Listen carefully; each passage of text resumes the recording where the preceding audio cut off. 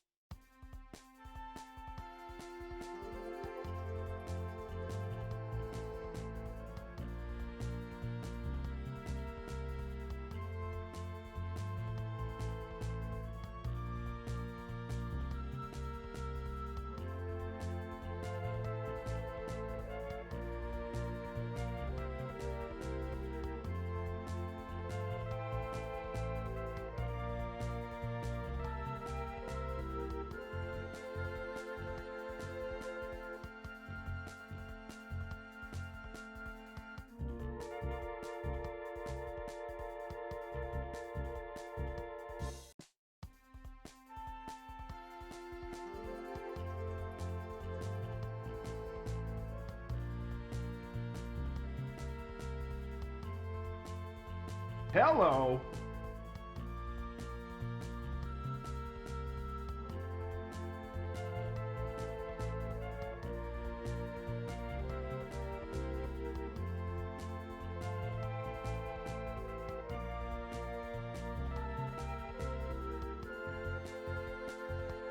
Hello!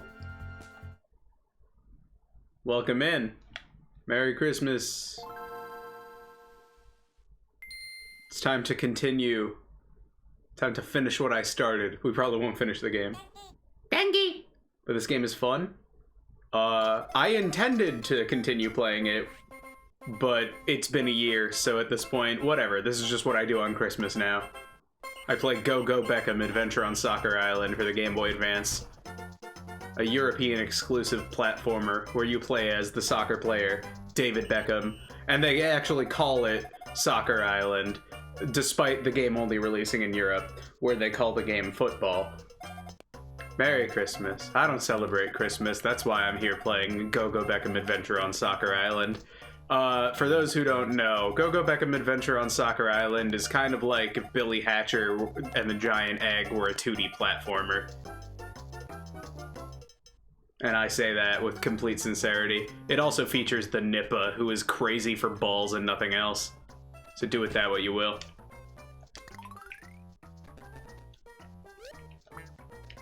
It's a good sound. I like this sound. I like this game. Oh shit, my ball. Oh shit. Oh damn, bro is scary. Can I like, oh. Oh shit, I can summon my ball. Woo! That's so crazy. Da, da, da, da. Yeah, I think that was like something I had to unlock because I don't remember that from the start. Nice, nice. Oh, oh, I'm Beckham. I'm on Soccer Island and I'm Beckham.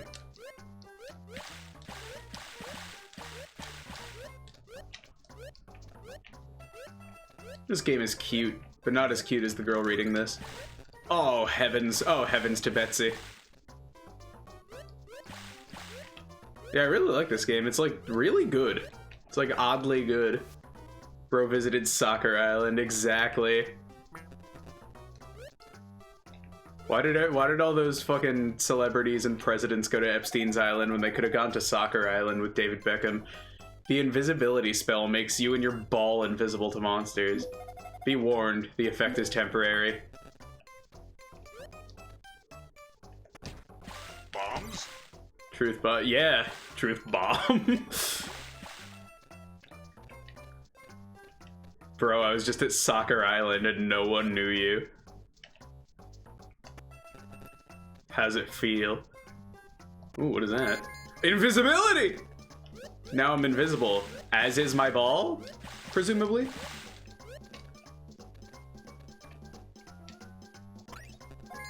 Remove! Oh. Hey, whoa! They killed me. Go, go, Beckham. Listen, it's been a while since I played, okay? Cut me some fucking slack. Why were you at Soccer Island? Bro, I was playing soccer, what the hell? Well, why do you fucking think? I was having an adventure with David Beckham, okay? Why weren't you at Soccer Island, fool? You want it? It's not rupees! He never says rupees! Why does everyone think he says rupees? Use your ears to listen. God! Rupees. Exactly. Yeah, I know the invisibility spell. Wow, I hit that block all the way from there. That's crazy. I'm Beckham. I'm becking it. I'm becking it so hard. Sorry for screaming at you, especially on Christmas. How you doing today, Alex? How's your Christmas? I love you. Soggy surfaces stop balls bouncing or rolling. Be warned, you can't kick or roll a ball along a soggy surface. Thank you for the warning, sir. Imagine trying to fucking roll a ball along a soggy surface. You gotta be a fucking oaf. You gotta be a foolish boy. Sometimes VAs botch their shit from what it's supposed to be. Okay, that clearly isn't the case because every single character in those games calls them rubies, and they're red.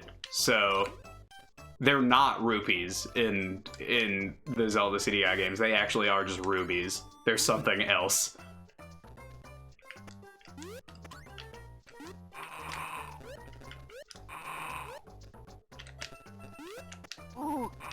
This game's got good sounds. I might be insane. Why? Because you thought that the Zelda game had rupees in it, which is what Zelda games normally have. God damn! This is tough. But I'm Beckham and I go, as they say. Hot to go, 5 to go. Go, go Beckham. The booger of misery and death. That's what they call me. Don't wear it out.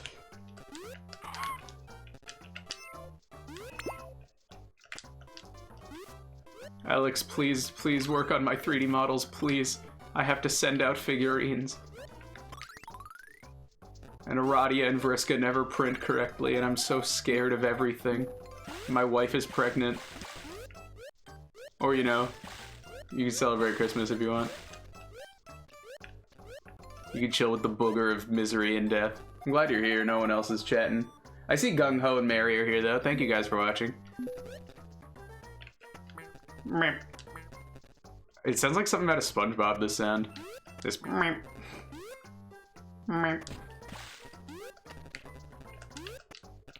Oh, that's right. If my ball is highlighted, it's a dangerous ball. That's right. I remember the terminology now. Oh, I can use invisibility to fucking kill these guys because they're always trying to hit me, but they can't see me if they can't see me. Right. Right.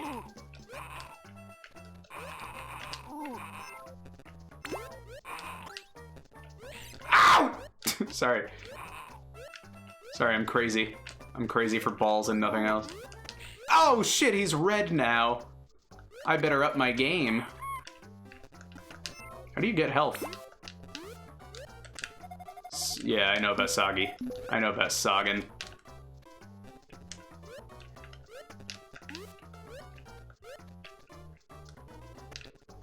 I can use my ball to get a better view. Ah.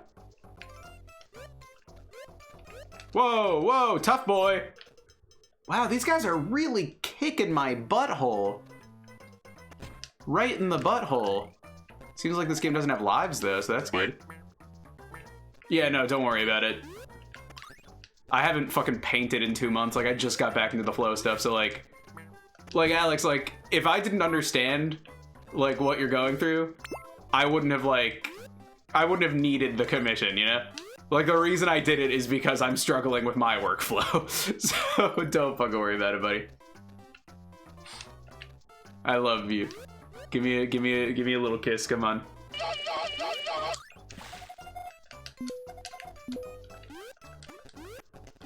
Bro, you make me feel like my ball is always dangerous, okay? I love you, buddy. We should make like fucking Go-Go Beckham Adventure Island, like themed like Valentine's Day cards, where they're all just like really specific. Like instead of the Nippa is crazy for balls and nothing else, it's like I'm crazy for you and nothing else. This looks like that Yoshi's Island game. Ah, yes, that odd Yoshi's Island game that no one's ever heard of. What's that game where Yoshi has an island? It does look like that, but it's not Yoshi's Island. It's Soccer Island, and it's Beckham instead of Yoshi. Soggy surfaces stop balls. It's funny, I compared this to another game where you fuck around with an egg. Bro, it looks like Calvin. Well, he's famous soccer player David Beckham. Like actually, it's funny. Cause I didn't know he'd been to Soccer Island, but like it's pretty cool. How you doing, Scullivan? How's your holiday? I don't celebrate Christmas, that's why I'm playing Go-Go Beckham Adventure on Soccer Island. A game featuring the Nippa. Remove! Ah! Ah!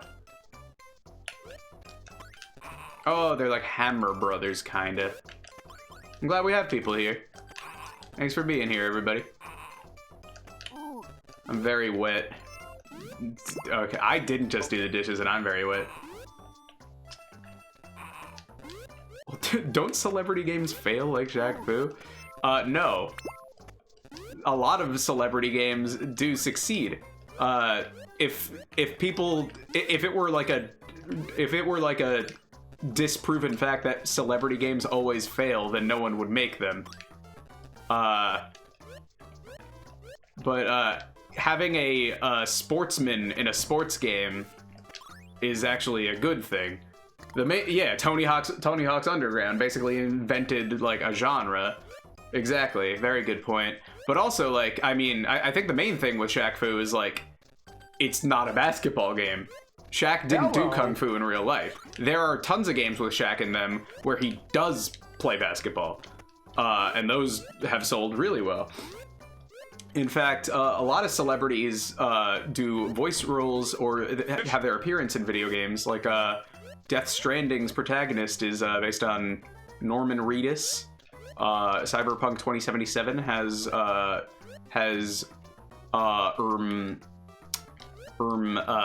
Keanu Reeves. You know, a lot of celebrities get into video games. Danny Trejo was in Fallout New Vegas. Liam Neeson was in Fallout 3. Obviously, they're not the focal points of those games. But, like, no, it is not at all like a rule that celebrity games fail. In fact, without celebrity games, we may not have gotten the Mother series, because the first video game project Shigesato Itoi worked on was Shigesato Itoi's #1 Bass Fishing, of which there are 2 games, one on Super Famicom and one on Nintendo 64. Actually, wait, no, I'm completely wrong, because the first one was after Mother. But still, like, those games are great, and they did succeed. They did really well. And, like, specifically Mother was made because Shigesato Itoi is a celebrity. Unlimited celebrity but no games, or no games but no games? No, games. It is an interesting conversation though, but like, I guess you can't think of like things in like such black and white rigid rules, you know? Like sure, Shaq Fu failed, but like, actually I don't even know if it failed. I don't know if it sold bad. All I know is that the game is bad. Yeah, Shigesato Itoi was like a known like copywriter. He was like in everything. He was like, he like originally like made a good blog. I do have Ni no Kuni. Exactly, yeah. Akira Toriyama is a big reason Dragon Quest became popular because, or like rather like yeah, a big reason for Dragon Quest success. Please remember though that I will only stream a game once if requested. Like I might stream it more, but that's up to me. What was I gonna fucking say? Give me the E. I forgot how the E works. But yeah, it's interesting seeing stuff like that. Oh yeah, I was talking about Shigesato Itoi. Yeah, like he's like a big known guy and like a pioneer in like a lot of stuff.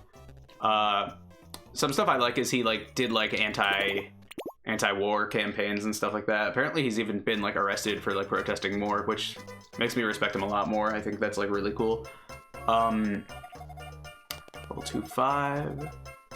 I love the Enchanted Forest. What was I gonna fucking say? Yeah, like I feel like Shigesato Itoi's blog also was like one of like a very like early example of like an online like blog. Like he was very early to that. But yeah, he did like a lot of the like advertising slogans for like for the Ghibli films, and he even voice acted.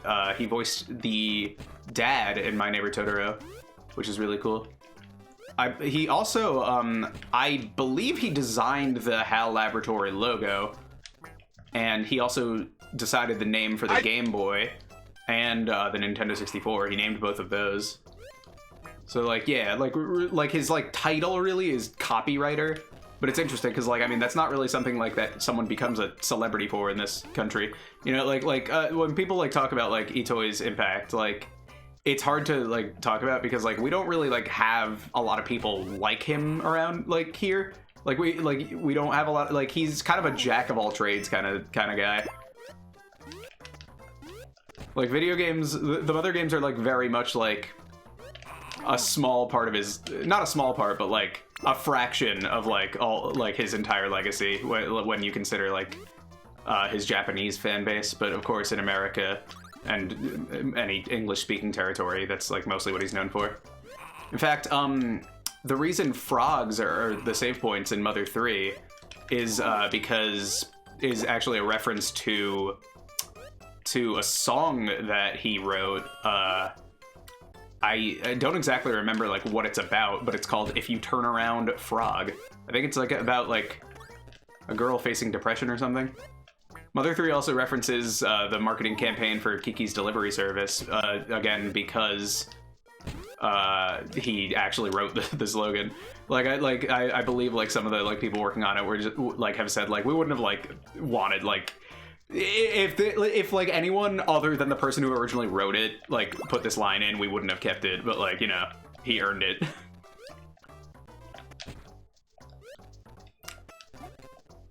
But yeah, it is interesting, like... Oh, you know what? You know what's another game that did really well? That's, like, stars a real person? Brain Age. Dr. Kawashima's brain training. I mean, he's not even a celebrity. Like, I mean, he is, like, a well-known, like, scientist, but, like... Semi-related, but the tagline for Earthbound in Japanese was, like, kids, adults, and even your sister. Yeah. Yes, yes, yes. Earthbound had a lot of like good like marketing and taglines and stuff like that.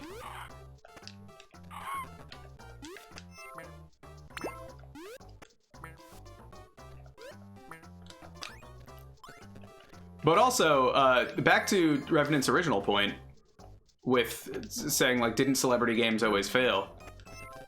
I have no idea if this game sold well. I mean, I don't even know how I know about it, if I'm being honest. Like, I don't remember how I learned about it, but I remember seeing it and being like, this is cool as fuck. Hi, Bree! Bree, do you have any other examples of celebrity games? Because, Revenant mentioned, like, oh, aren't like all celebrity games, like, don't they just fail? Like Shaq Fu, and I was thinking about like, no, like that's not like a definitive rule, you know? And made me think about that stuff. Like Mr. Beckham's ability to recall the soccer ball, I bet that makes him a real asset on the field. Yeah, dude, they actually banned him from the sport. That's why he moved to Soccer Island. Michael Jackson's, that's true! That's a great, I can't believe I didn't think of that, yeah. And Shaq Fu was like after that. No wonder people thought like it would do well. Michael Jackson's Moonwalker was like hugely successful. That's a great point.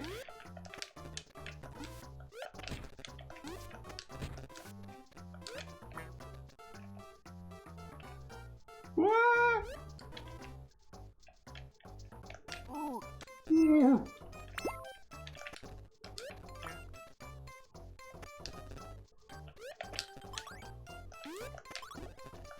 And you know what? Like I was saying, like. Yeah, licensed games are interesting. I had the Chicken Little game on GBA as a kid. In fact, I remember getting it for Hanukkah. My parents have upped their game in the getting me games for Hanukkah thing, because now I've just linked my wish list to them. So I finally got the last thing from them. So I got 3 Switch games from them for Hanukkah. And they're all RPGs. I got Eiyuden Chronicle 100 Heroes. I got Final Fantasy IX, and I got Born of Bread. Thank you, mommy and daddy. It was good as hell yeah. Dude, this thing's fucking possible! Alright, I did it. Sex. Oh. Okay. Ah! Yeah.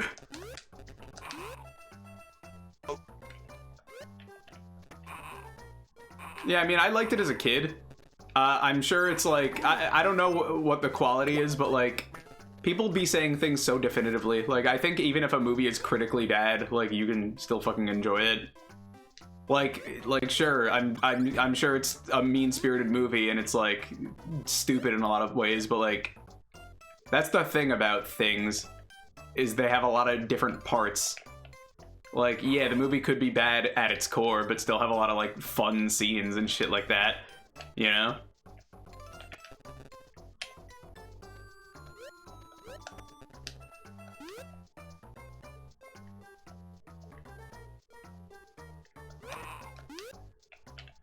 Man, this guy's tough. Ah, yowza!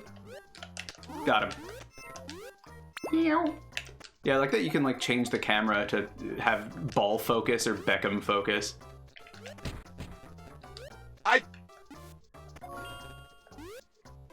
Yeah, some licensed games are just like actually hidden gems. I mean, of course, we all know that the SpongeBob GameCube games, the movie game and Battle for Bikini Bottom are real good. But it's always like interesting. The Hamtaro games are great. Yeah. You know, if you know, it's a great licensed game that most people don't even know is a licensed game. I mean, a lot of people don't know about it in general, but a lot of people know about it because of Resident Evil. Is Sweet Home. For those who don't know, Resident Evil originally was intended as a remake of the video game Sweet Home, but Sweet Home is actually based on a movie. It's a Japanese horror movie. What's even crazier is the soundtrack for the movie, the score, was done by the creator of Parappa the Rapper. Oh, hell yeah. Yeah, did you know Sweet Home was based on a movie? Or did you just know that it was a game? What the fuck? What? Hell yeah, you should. I haven't seen it, but yeah. Yeah, I remember, like, I discovered that, like, it was the Parappa composer completely by accident, which was really funny to me. Because, oh, I see what to do. Oh, wait, I don't see what to do. Oh, okay, that's fine. Yeah, like, he just, like, posted a vinyl of it, like, on his Instagram, and then it had his name on it, and I was like, wait, what? And then I looked it up, and, like, on Wikipedia, and you can see, like, the Wikipedia page for the movie lists him as the composer, which is so nuts. Meow. I think the very first Megami Tensei game was an adaptation of a book. That's really interesting. I did not know that. Oh yeah, isn't like Megami Tensei and Shin Megami Tensei like a different thing? Like, is it like, wasn't Megami Tensei earlier or something? I don't know. Was Megami Tensei the first ever creature collecting game? I don't know offhand. Or creature collecting RPG rather. Okay, so it's like Metal Gear and Metal Gear Solid. A lot of people call Metal Gear Solid as a series just Metal Gear, and I'm like, no. It was Digital Devil Story, Megami Tensei. Interesting.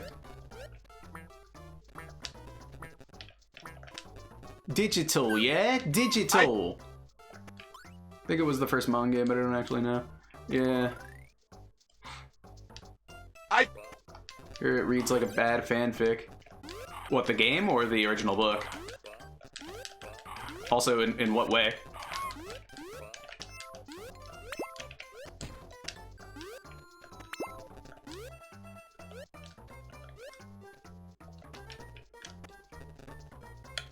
See? Bonus ball. Got it from some video, the book. Interesting. Goal! Yeah, this game is so fucking good. Can you imagine if I weren't Jewish? If I weren't Jewish, I wouldn't be playing this right now. I'd be spending time with my family. I'm sure glad I'm not doing that. I spent time with my family last week. My sister got me the best present ever. But I'll keep it a surprise, because you guys will see it in 2 weeks. You guys will see it soon. Trust me. TV Tropes says SMT is the first Mon game. All right, well, TV Tropes is TV Tropes, and I don't fucking know if that's true. Like, was Megami Tensei like Shin Megami Tensei was? Isn't Megami Tensei itself one of those, or no?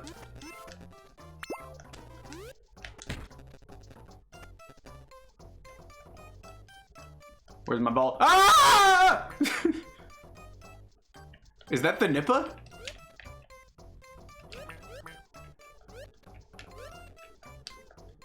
What do I do?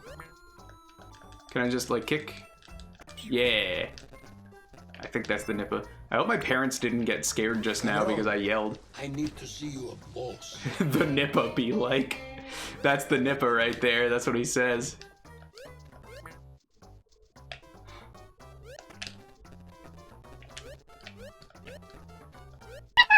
Thank you. Oh shit, wait, how do I? What? How did I, what? You can just jump there? Oh. Oh, you jump higher without the ball. That makes sense. Oh, and then I can summon the ball, right. Oh my god, cute. I love Sable.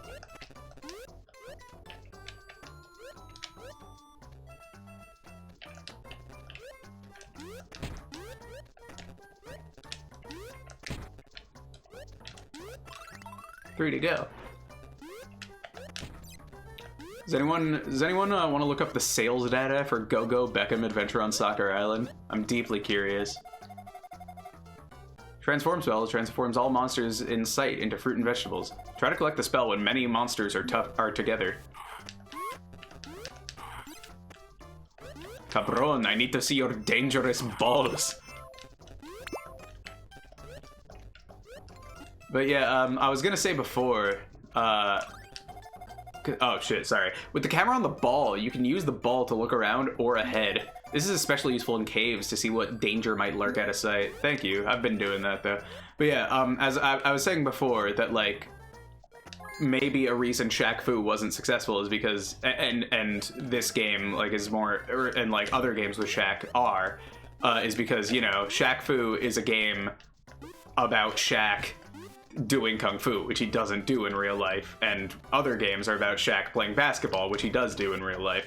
But then when Bree brought up Michael Jackson's Moonwalker, I was thinking, wait, Michael Jackson, like, he does moonwalk, but like he doesn't go on adventures like in real life. He doesn't defeat enemies and save children. He actually does the opposite of saving children. He has endangered children, from what I've heard. It's really fucked up that like he, I don't know, like I've just like heard shit like I mean, like I don't know the full details of that, but like Beckham does this? Yeah, he kicks soccer balls, idiot. But yeah, Michael Jackson, like, just, you know, he like wanted to have that image of like, oh, like I'm friends with kids and shit, and it's just really, really fucking shitty and scary that he like used that to prey on children. Like I've heard like he specifically asked like for the Simpsons episode to have a scene where he and Bart stay up writing together, and it's just like, you know, presumably so he could show kids like, hey, you can stay up all night with me like I did with Bart. I don't know. I just think endangering children is very bad.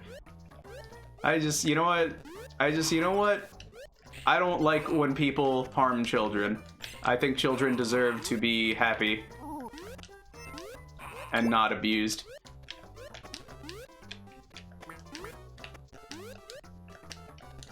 That's my take. Anyway, David Beckham, I don't know what like he's like in real life, but I know he plays soccer, and goddamn, he is playing soccer here.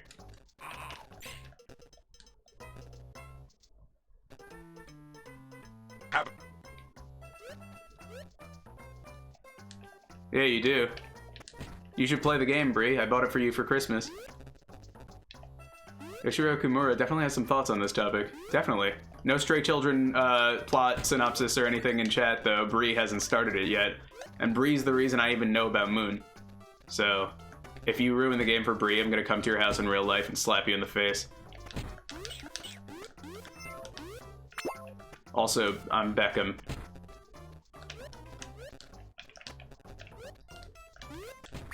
Don't worry, Soccer Island is just a name. I thought you said it was just a name! What he meant was Soccer Island is really a peninsula. Go Becca. Hell yeah, I love Becca. Becca's doing okay. She's my best friend. She has hope. But she's not... I mean, wait, David Beckham is not as cool as Becca. Sorry, I misspoke. No one's as cool as Becca, in my opinion.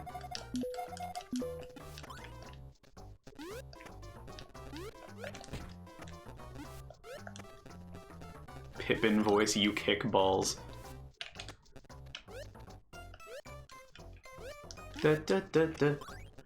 Ra da da da.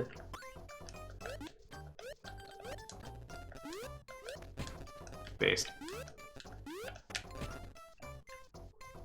I believe this game like is like supposed to be David Beckham as a kid.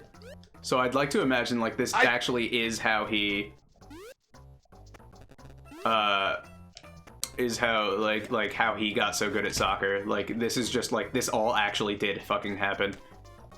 I was thinking about the ending of Earthbound today. I'm wondering if it makes more sense if you played Mother 1. Monkey? Have you not played Mother 1? Do you not know the plot of Mother 1? How he acquired his powers. Yeah, exactly. Another broad strokes. I mean, it depends on what you mean by, like, makes more sense, but, like, I mean, yeah, Gygas's entire character is explored in Mother 1.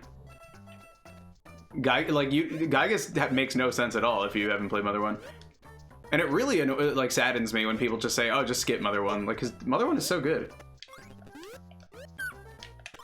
Yeah, like, Earthbound is intentionally a trilogy. There's a reason why Mother 1 and 2 both end with to be continued, and Mother 3 ends with the end, you know? Like, people fucking... Like, people who haven't fucking played Mother 1 just say, oh, you know, Earthbound's just like a retelling. It's like, no, you fucking fool. No.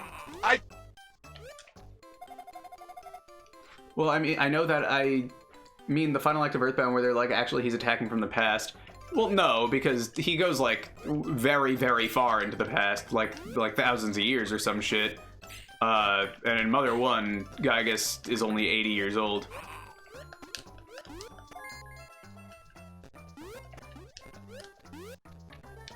I mean, it makes sense to attack from the past, because, you know, you could fuck up the whole future. It's like an ape escape.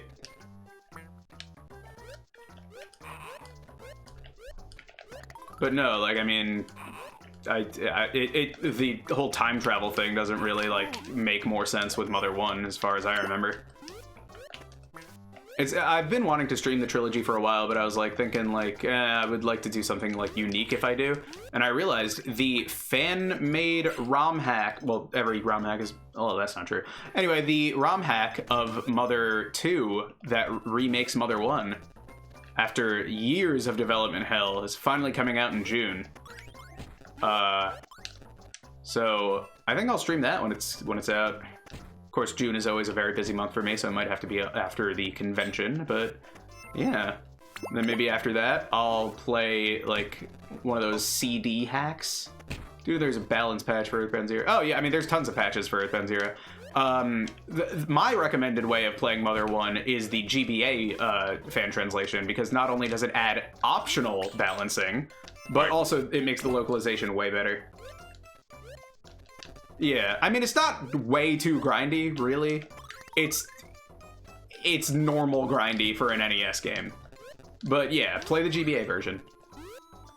Another great thing about the GBA version is the original is you're locked on a grid like in Dragon Quest or Pokemon. But in the GBA version, you're not. And it feels a lot nicer to play because of that. The one thing I prefer about the official localization, well, not one thing, but like the big thing I prefer about the original localization compared to, or the official localization compared to the fan-made ones are the town names. I think the town names are a lot better in the official Nintendo translation. Because they're more like silly, like there's Podunk and LA, but like spelled out ELLAY, and like Spokane and Marysville and Youngtown. But in the original Mother 1, and because of that, the Game Boy version as well, they're all just named after like random like holidays. Like Podunk is called Mother's Day. Youngtown is called Easter. Snowman is just called... Actually, Snowman stays the same. I believe like the station leading to it is like Santa Claus Station, and the town leading to it is Reindeer. Which one is the better one? The best way to play Mother 1 is the GBA version in Mother 1+2. There's a fan translation of that. It adds the easy ring, which doubles the experience points. and also it has a better localization. However, I do prefer the town names in the NES localization, the one officially made by Nintendo. Hello. Hi, Grugs.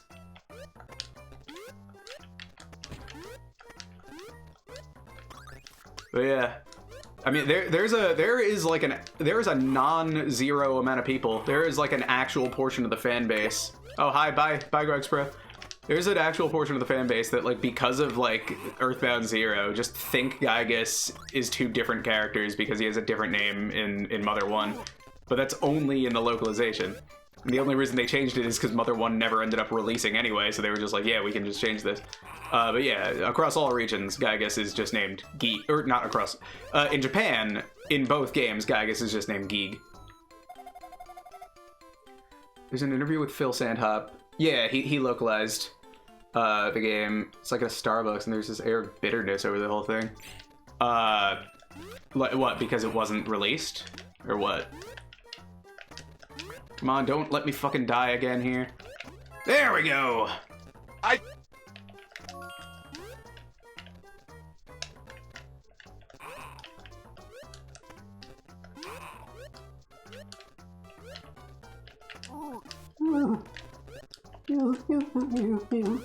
There we go. There we go. Go. Oh, boy. Is that everyone?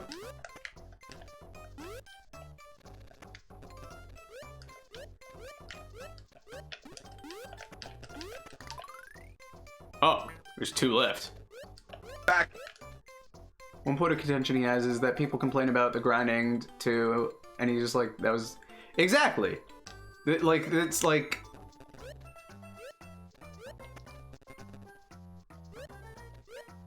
it's just like, it's not an actual flaw of Mother.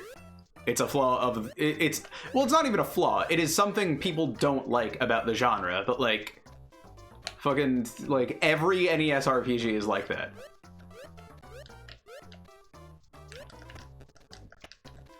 And I really do think, like... I'm not... Actually, I am. I'm totally one to be elitist about shit. But... I think you're not a true Mother fan if you haven't even played all 3 games. Like, or at least... Like, if you're, like, able to play all 3 games and you just choose not to play one of them, then, like... you could be a fan, but, like... You can't just, like, you can't claim to be, like, an expert on this shit, you know? But, like, I see so many people just be like, oh, Mother 1, I don't want to play that. Whatever. And it's just like, it is so special and unique. Like, and it's just like, I fucking love Earthbound, but Earthbound, like, completely, like, is the worst. Like, I don't even think there's any debate. It is the worst story of the 3 games. Because its plot doesn't really, like, have a lot of moving parts. It's more of, like, a fun road trip kind of thing. Like, what's great about Earthbound is, like, it's a bunch of, like, small adventures. Like, what's really great about Earthbound is, like, its wackiness and just, like, how many fun, different things happen. But, like, it really doesn't have, like, the super heartfelt plot that, like, 1 and 3 have. Like, 1 and 3 both, like, fit the title. They're both, like, stories about motherhood, like, honestly. Exactly, yeah. Mother 2, like, is, like, it's, like, honestly, like, it makes more sense to call it Earthbound.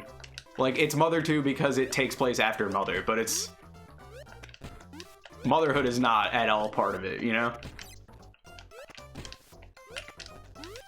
Like, I think it's very impactful that, like, I mean, I won't get into specifics about, like, shit, even though I'm sure everyone already knows, but, like, I think it's really cool that, like, Magic Hand in Mother 1 is, like, a completely different kind of thing in Mother 1. Oh my god, that's adorable. I really gotta make my video. I have a video in the back burner. I have, like, notes written down and the video is going to be called "What Game is Mother For?" And it is not what you expect. It's more of like a philosophical question, but I think it's a really good idea for a video, and I'm excited to put it out. I just wish I had the fucking drive to do things. Wish I weren't severely mentally ill, you know?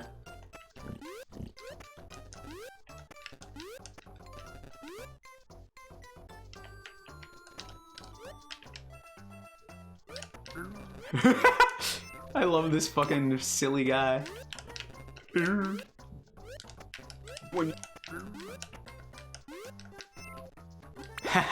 Winter 2014, right, guys? Well, it's funny because that game isn't even called Mother 4 anymore. Of course, it's called Oddity, and that seems like it'll come out eventually. But now there's another fan game called Mother 4. So, yeah.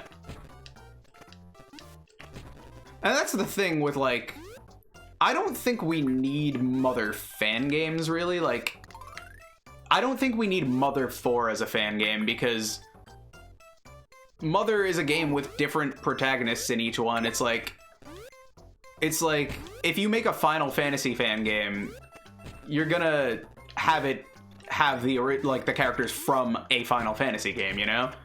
Like, but like each Mother game has its own unique world and shit anyway, that like honestly Oddity is a better move, because like you could just make your own game instead of it being a fan game. You can make a Mother-inspired game. Because, like, we already have, like, so many Mother 4s out there already, you know?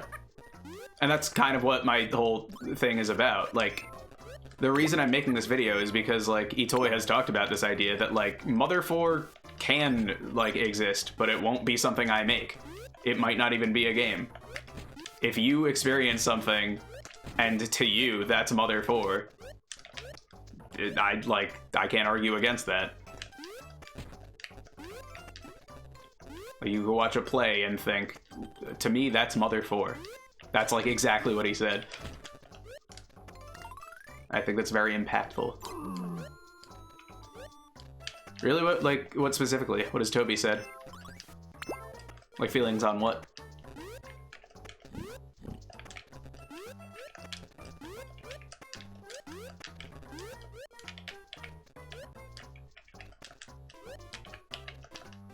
Bruh.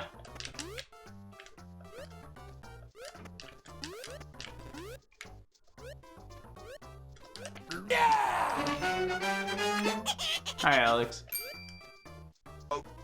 Still notice that Toby and Undertale got a whole multi-page section in the Pollyanna fan book. Honestly, like, that's not even, like, even that crazy anymore, like, considering all the shit Toby's done. Like, that just feels inevitable, you know? I like, for me, that's just like, oh, it's a fan book, you know? Like, bro wrote music for Pokemon. Like, dude, Megalovania initially, like, was just, instead of, like, Megalovania in that ROM hack, he wanted to include Megalomania from Live Alive. And now the composer of that song is, like, working on, like, an Undertale, like, orchestra or some shit. Yeah, it's adorable.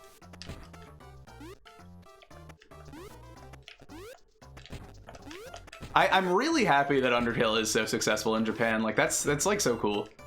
Like, I'm happy it like does resonate with like that audience, just because like obviously it's so inspired by Japanese games. And there's like in that new newsletter, like it says like question mark worked on like bullet patterns, and I saw some people online saying like, oh, what if that's Zune? It could just be like someone who wants to remain anonymous, but like, I don't know. Your guess is as good as mine. Ow! I don't really care, like, either way. I just think it's neat because if it was, that's another person who very much inspired Toby.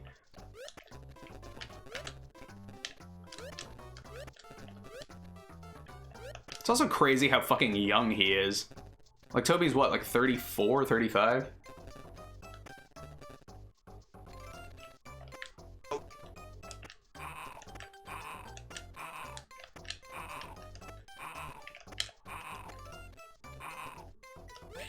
How the shit?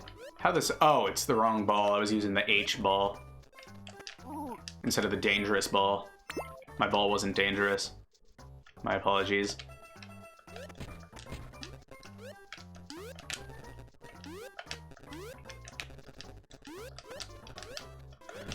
Ba, ba, ba, ba, ba. I like when I play a game like this because like I can really just focus on conversation with you guys and it's fun. Like this is a game where I never need to like fucking really have my brain on to really do well in it, you know? It's fun. I like talking to y'all. Let me take some water. Let me sip some water. My throat's dry.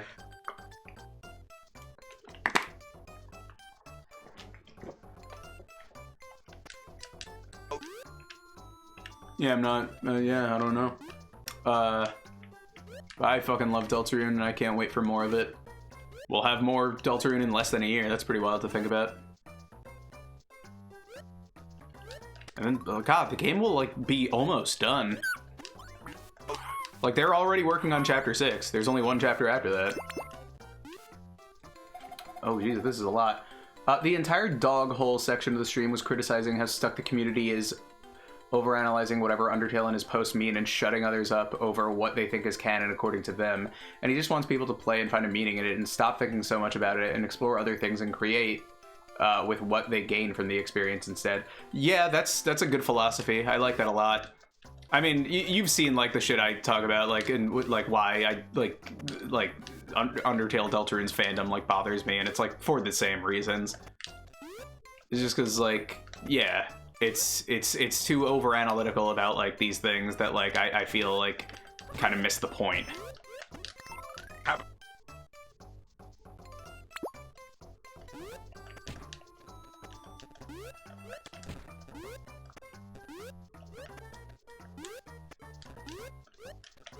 What do you mean, like, but they've been like that for years?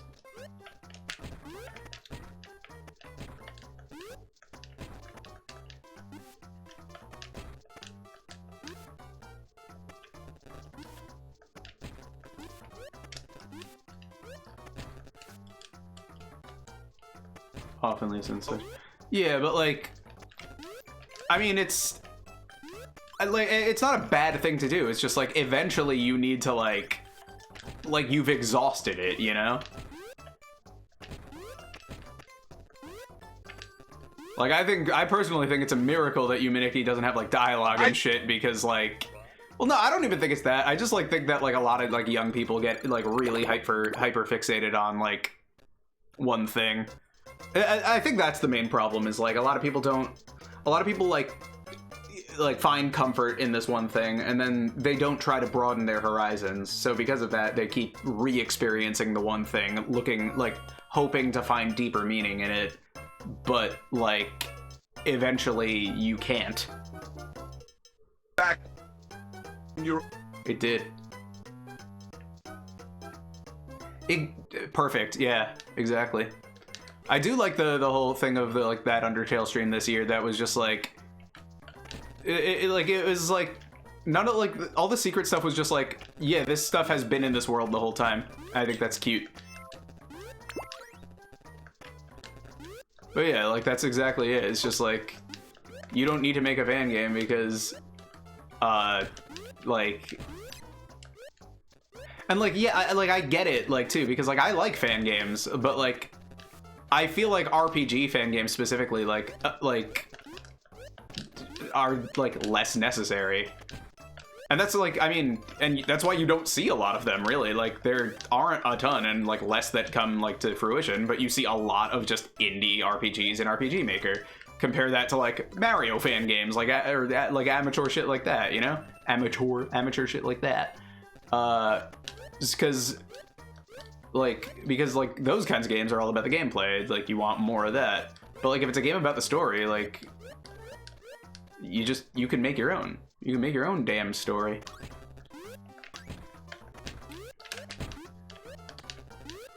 Yeah, I don't know. It just bothers me when I like I don't know, because like sometimes I want to post about something I like, and then like social media assumes that I want to see like kids like Like it makes it like social media assumes I just want to see kids like fucking looking into shit that like does not like over analyzing every single line of dialogue, and it's like that's not how I want to like experience this game. And like because I would much rather just like replay this game like 2 years down the line and see the dialogue then and be like, oh, that's cool. Like I really don't like how like I don't know what's the word, just like intensely people get into it, not because like I want to police them, but like because like I have to be exposed to it, and like I'd rather just see shit like that more naturally. Obviously like I have the choice to not use social media, but like I kind of have to be online if I want to fucking have any hope of fucking getting my work out there. And I like streaming. It's just like, I wish I could post about Deltarune without seeing anything from Deltarune. Maybe it's pedantic, but with stuff like off-fan games, there's something that I used to dislike about seeing writing that's obviously someone else's writing voice, like relative to the original. Yeah, that's totally fair. I completely get that. And that's the thing, is just like, yeah, like you... Like, with like fan-made, like stuff like that, it's just like... you're trying so hard to just, like, imitate rather than... like actually be you know? Like it's fun like sometimes to do that, but like it shouldn't be the only thing you aspire to do.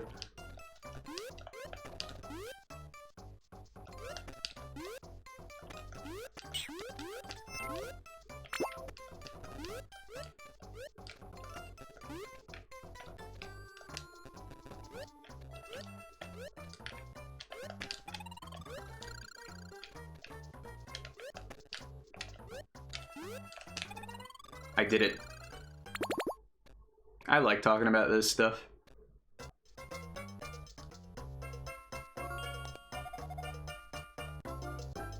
We're almost at the end of Creepy Caves, guys. You hyped? You hyped? Get hyped. Go, go, Beckham! You can move left and right through the air as you fall. This can help you reach awkward platforms below. I still haven't played Space Funeral, but I do know about it. I don't know much about it, but like I've heard the name. I know that like one of the like song when you beat a boss in Knuckle Sandwich is like very much based on a song from Space Funeral. So that alone makes me want to try it out, because Knuckle Sandwich is like for me, Knuckle Sandwich is an all-timer.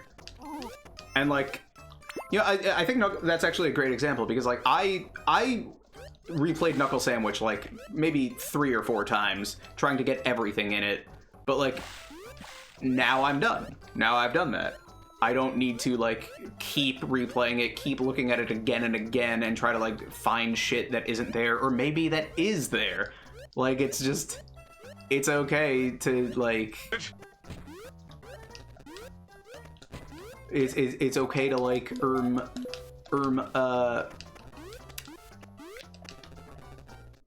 sorry, my brain work. Yeah, it's like I am done with it now. I can move on.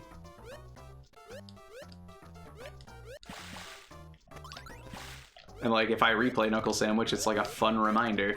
But like engaging with games the way I see Deltarune fans like discuss online, like actually like worsens the experience for me, unfortunately. I know I say this fucking all the time, but like I still think about like you guys have seen the fucking rules I wrote in the chat or in the server for like Deltarune spoilers, and just like it also reminds me of like the that one fucking puzzle, to get the egg in Deltarune Chapter 3, like how I was so fucking happy that like I discovered it the way I did. And then immediately, like, I think Blades came in, was just like, I wish they needed to make that puzzle easier. And I was just like, my philosophy is like, you don't need to experience everything in a game at once.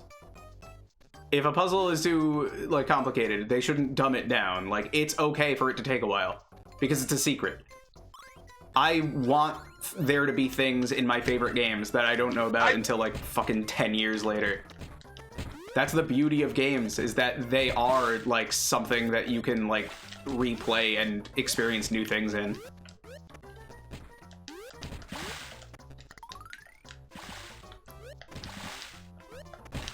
There, like, moments like that are so rare nowadays. Like, as you get smarter and as games get like more like hand-holdy, you know?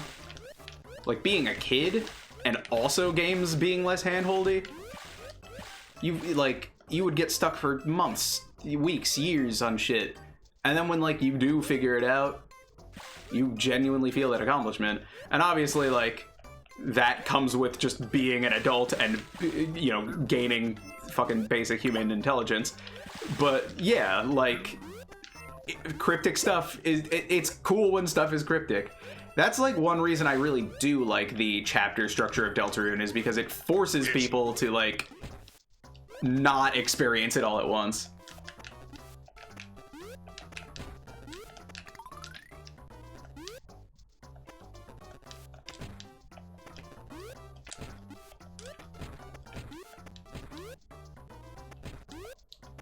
Tutorial is very good.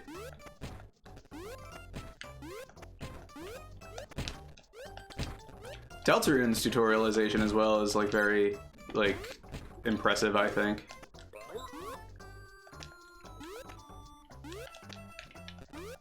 Like there's so many fail-safes for different things.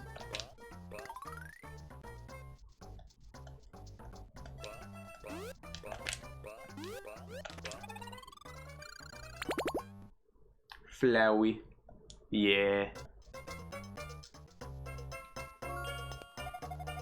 The monster manager. Ha ha ha! They send you to defeat me! A little baby to do a big man's job! Ha ha ha! I will crush you like a ripe berry!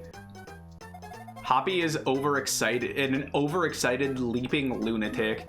Hoppy's weakness appears to be a sensitive backside.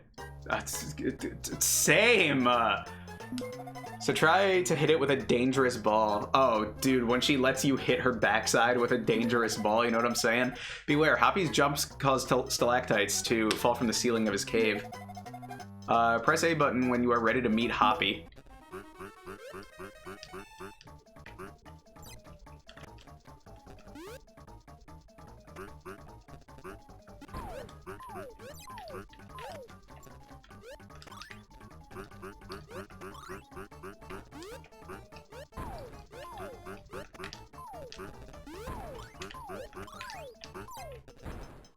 That's fine, I wanted to get all the collectibles.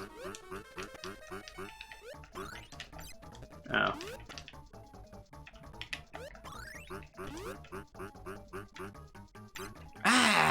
I'm David Beckham.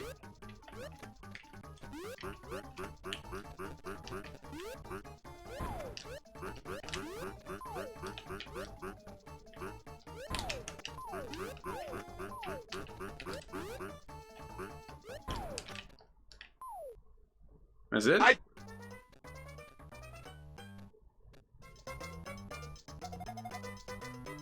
I mean, I feel like it. I feel like it explained them fine. I don't know. It didn't have like a cutscene introducing it and shit, but like, I don't know. Stray Children is very much like a game that like it 100% expects you to play it more than once. And like, I think that works to its benefit because you can't 100%, like, no sane human being can 100% it in their first run. And it uses the expectation of the multiple routes in Undertale and Deltarune to like make you want to replay it. And replaying it like allows you to have a deeper understanding of it in that way. And I think that's all intentional. Personally. I can tell you where to find Mr. Woe, but I don't know how to get there. He lives in a small castle on a small island to the north. I want to be a little vague because, again, Bree has not played Stray Children. Oh, I don't see Bree's little guy here anymore, but whatever. Hey, I got the second trophy. Yay! That was some quality play. You now have the power to bend a ball in the air. Oh, hell yeah. Press the control pad left or right while the B button is pressed to bend the ball. Note this only works if the ball is kicked straight up. The West Coast is a bright, sunshiny place. It used to be a popular holiday resort until Mr. Woe had his way. Be warned, the second division monsters are aggressive and able. Press the A button to enter the West Coast. Good luck. The West Coast. I drink me water.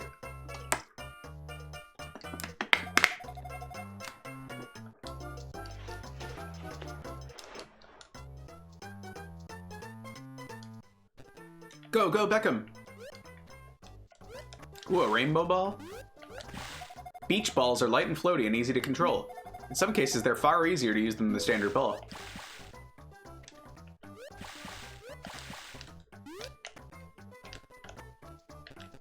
Interesting.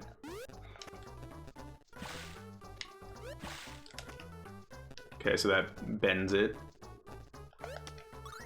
You'd expect the beach ball to like let you float in water. It's weird that they introduce it like that.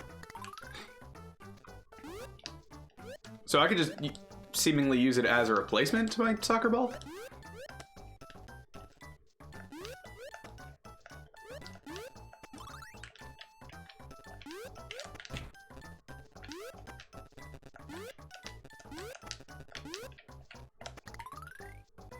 Damn, that ball's dangerous as fuck. Oh, shit! I don't know how I survived. I will survive. I will survive. Hey, hey. Give me that shit, you big bastard. You crazy for balls motherfucker.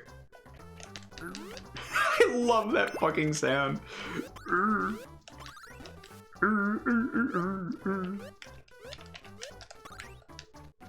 I love conversing with my viewers. I love you guys. I love video games. I love stray children. Excuse me. By the way, Scullivin. Athenian Rhapsody is on sale. As is Knuckle Sandwich. And Knuckle Sandwich is half off, the lowest it's ever been.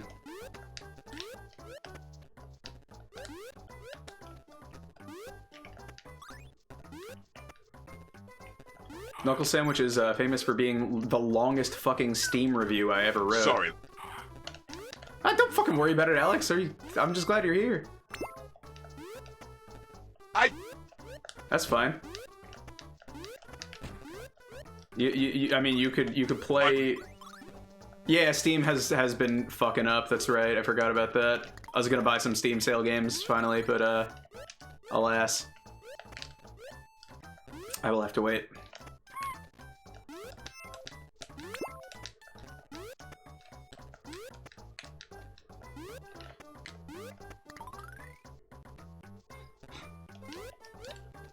What's your favorite RPG, Alex? Oh, hell yeah! I'm in Pizza Tower. Did you know that? I forgot if I've mentioned that to you.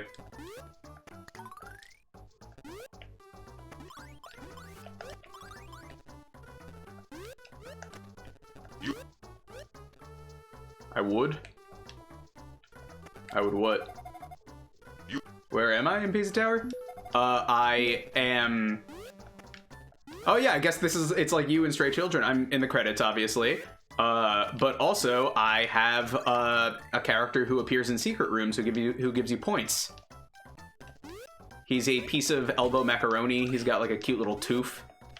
And he's got like a leaf on his head. So if you see him, take a screenshot, send it to me.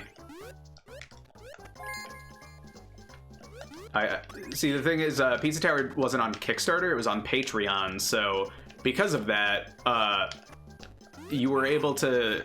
I like, there was there were like certain tiers, that you could like pledge at. And I remember it was $20, it was the $20 tier to like have your pizza Sona in the game. And I remember DMing the Patreon and being like, hey, is it okay? Like, can I still get a pizza Sona if I just like pledge one time and then like cancel it? And they responded, yeah, LOL. So I did that and got a pizza Sona, which is absolutely crazy because I spent $20. I spent $20, meaning I got my character in the game as a fucking pre-order bonus, which is fucking cool. Ah, I died right at the end of the level. That's great. This game should have checkpoints.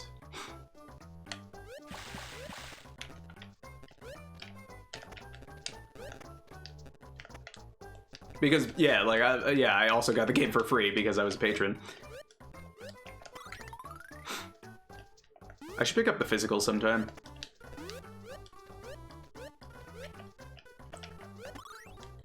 I'd like to make official merch of them, but unfortunately it's not something the team or Fangamer has been interested in. But maybe for Woon, if I play my cards right, maybe I could make merch for Woon. The Kickstarter credits is Skullgirls, but that shit's like an hour and a half long. That's right, because of the Kickstarter, there's a Homestuck skin in the game. One of the characters has a Porim skin, which is Kanaya's ancestor.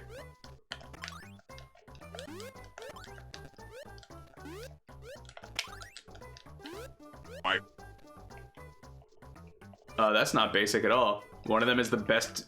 One of them is like one of the best RPGs ever made.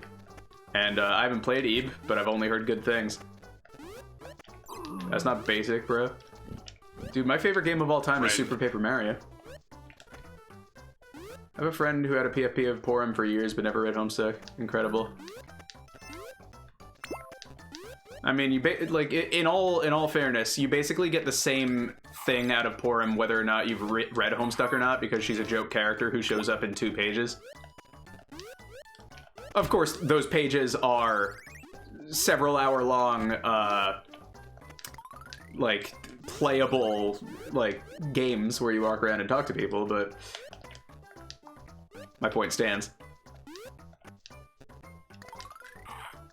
Basically, she's the alternate universe version of the troll version of the Virgin Mary.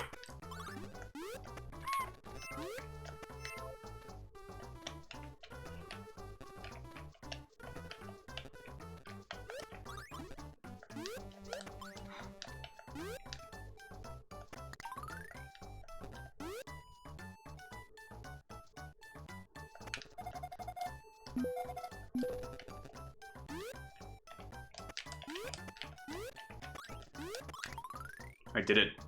Sex. I sure do like Homestuck.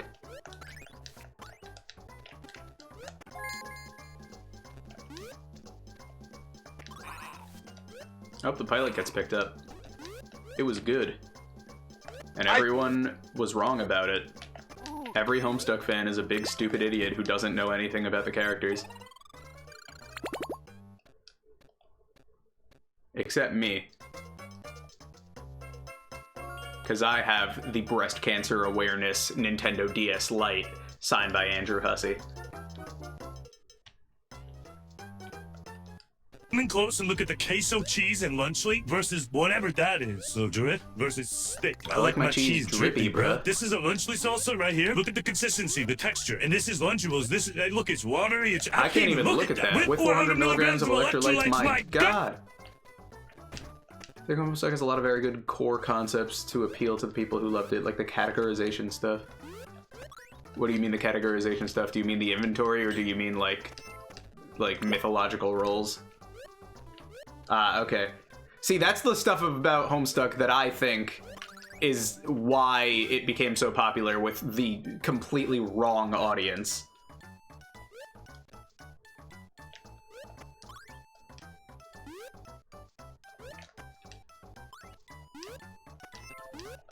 I'm glad it did, so I could get into it, but I'm just saying that's like the core reason why the Homestuck fanbase sucks so much. And 90% of the people who are into Homestuck don't fucking get it at all and misinterpret every character.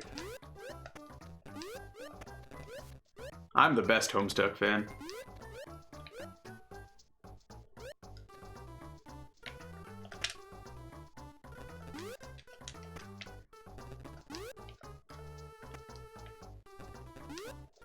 Like, the shipping quadrants were clearly a fucking joke. Oh, yeah, for sure. Like, bro, the shipping quadrants literally have the phrase incestuous slurry in it. Come on. They make you read the words incestuous slurry twice. Come on.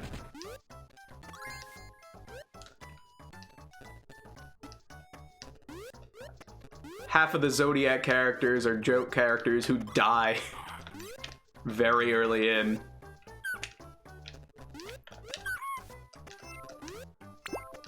Come on. Every character in Homestuck is a joke character. They're all jokes.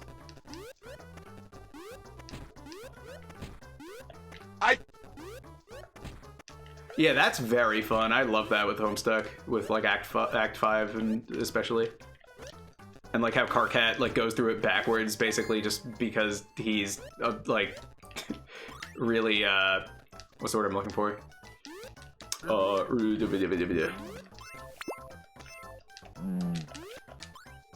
Why can't I think of the fucking word? Not persistent. Yeah, fair enough. I'm just saying, like, a lot of the things that, like, made Homestuck popular are not, like, the core reason why I think it's so special, if that makes sense.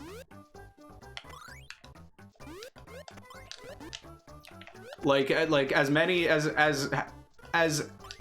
much as Homestuck has, like, so many fucking characters and is mostly, like dialogue-driven, I don't think it's very character-driven. I feel like it is, like, kind of, like...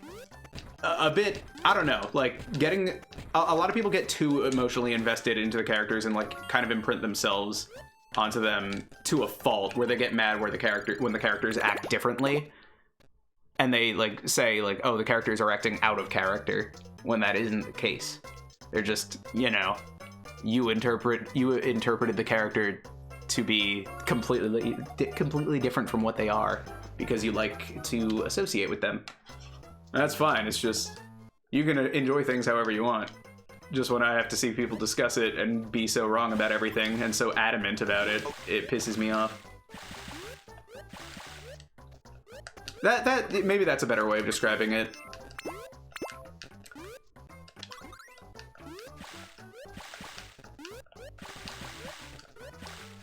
So, I mean, Homestuck, like, has, like, its main cast of characters, but, like, a lot of them just matter less, and a lot of them, like, I don't know.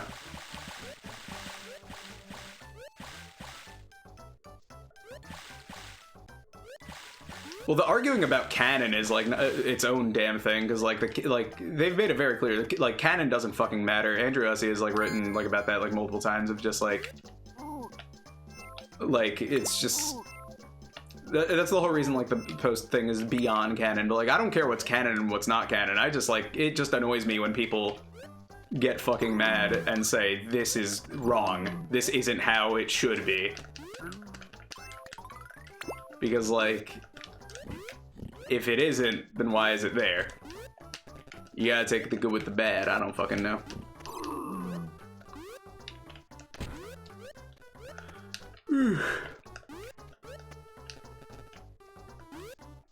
Whatever, I'm silly and sleepy and gay. I'm not gay.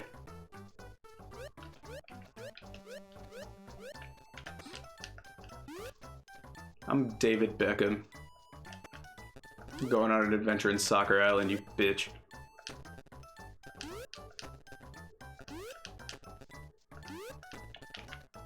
Bruh.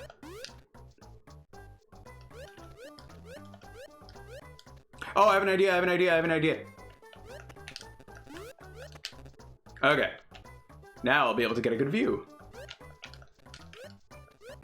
I'm Beckham. I'm becking it.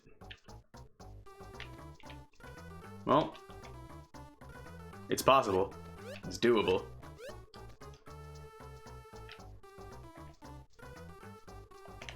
There we go. I found the way some of it was pages upon pages of chat logs to be annoying, but at the same time, I respect the way that Andrew Hussey was able to juggle that many characters in his head and write convincing chat between them, especially with the time travel shit. I love that. That's another thing. A lot of like early Homestuck fans just like got mad that like oh god, there's so much dialogue, and it's just like, yeah, that's that's the story. Like, this is how it's expressed. But what also like upsets me is just like people get like very invested like into like what comforts them, and then they get mad when the story focuses on someone else. I've seen people tweet like, oh, like, God, I don't care about the intermission, like, can I just skip this? Like, I want to just see the characters I like again. And then like I see people like saying like, yeah, it's not really relevant to the plot, and I'm just like, what the fuck are you talking about? Also, the intermission is like the funniest part of Homestuck. It's got eggs. It's got the fucking part where Cans punches him into next week, and then next week he's grocery shopping, so he's just at the fucking grocery store. Oh, definitely. I mean, you can definitely tell that Toby Radiation Fox was a member of that fandom.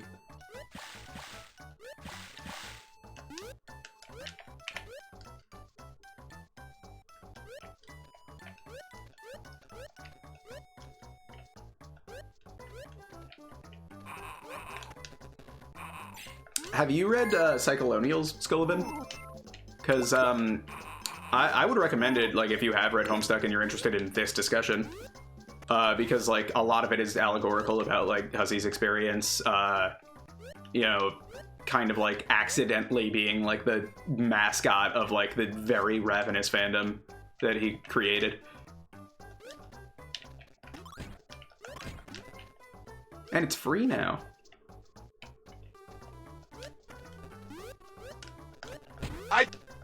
Yeah, no, I'd highly recommend checking it out.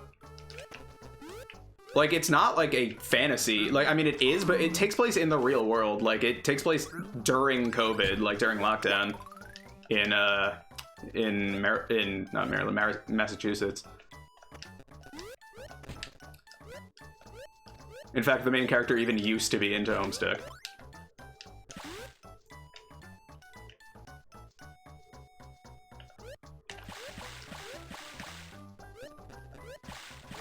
Like, it was a very good, like, psychological type of deep dive.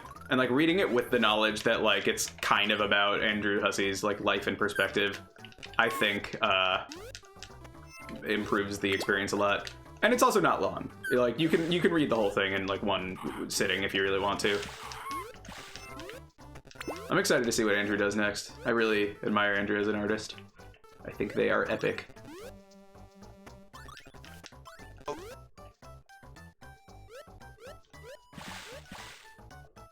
Fair enough. I mean, then Cyclonials might interest you more. I mean, depending on, like, which, like, illustrations you like.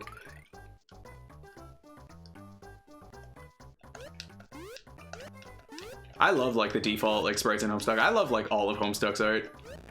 Homestuck is fucking cool. Bitch.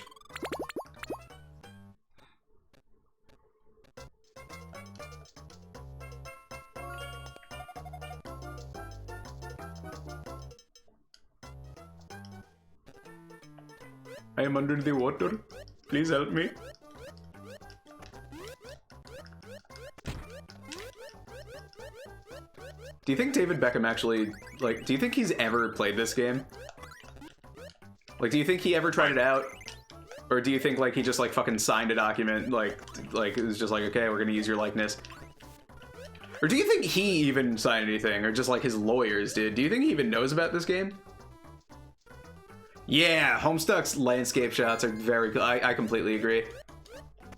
I also love, like, how, like, mixed media, like, Homestuck's, like, art is. Like, I'm thinking about, like, Prospit and Durst just using, like, actual, like, city architecture and just, like, putting fucking, like, filters on them and stuff like that. And, like, Lord English's mansion.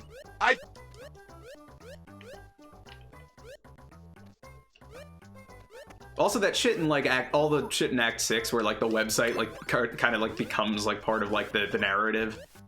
Like, the banner, like, that, like, usually just shows, like, an index of, like, links on the website, like, starts coming down, and then, like, the candy corn is there. the candy corn, and also all the Act 6 flashes where like they start going outside the border of the panel. It's just a very fun medium. I also love when characters like actually link each other to stuff and they're like real links that you can click. Just little things like that are real fun.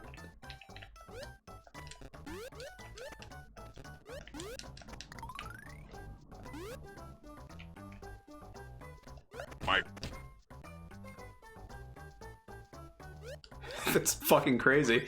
That was actually real. You became your dream self. You were being Dirk Strider there. You were actually awake as your dream self, and every time you closed your eyes, you saw your eye through your eyes as your dream self.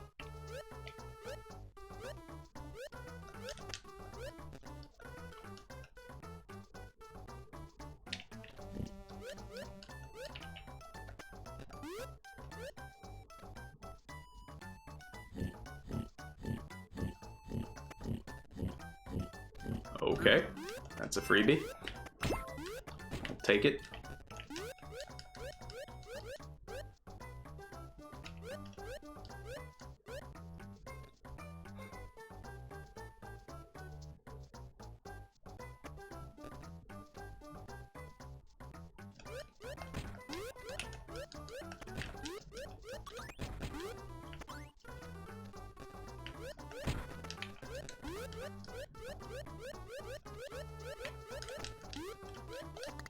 Yeah, I think my main thing with like people complaining about like media and art and stuff like that is just like, I think people have to be more accepting of not being in control. Like, you need to like let shit take you where it wants to take you, and then think about how you feel after the fact. Like, I don't know, when people like complain about like, oh, like this game like it was like in a direction I didn't want, or like why in Homestuck is like the perspective keeps shifting, like I want to go back to my like the characters I like, it sounds childish to me. It's like bro, why we go in to do errands, I want ice cream, and it's like, bro, maybe there's a fucking important reason. Right. Maybe without the errands they would fucking foreclose upon our house, bruh. Hell yeah. I'm glad you feel that way. It's funny because like whenever I do think about this, it's it's funny that the example I think of like that like made me kind of realize this is so stupid, but like Cybershell's video on Tails Gets Trolled really like made me like actually make this connection, because like he talks about how like you know like if you read it expecting it to just be like, you know, a comic being about Tails getting trolled, you're going to be sorely disappointed. The perspective shifts all around, and like he's just like, yeah, like I realized like he immediately said like, yeah, it's just named after like the inciting incident. You really need to just let it take you on the ride it's trying to give you. And it's weird that that's just exactly what Homestuck is as well. Like also like in the fact that it's named after the inciting incident.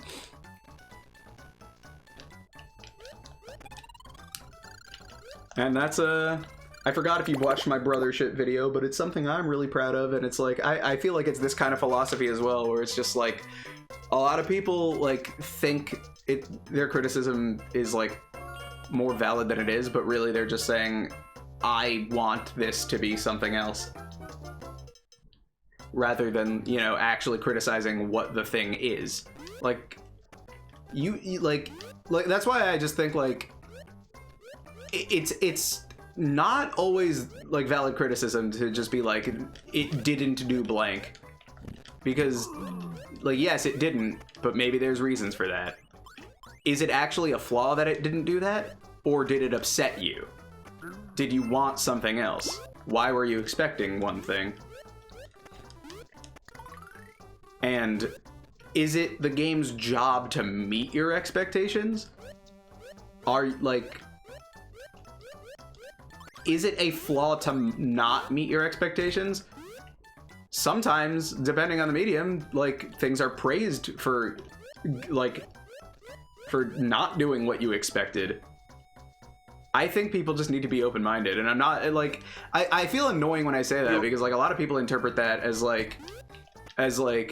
you know, just like, oh, like, I don't know, if I say that, people might think I'm saying, well, like, I'm going easy on shit. And, like, I really don't think I am, because, like, you just gotta... You can say why the things that are there don't work.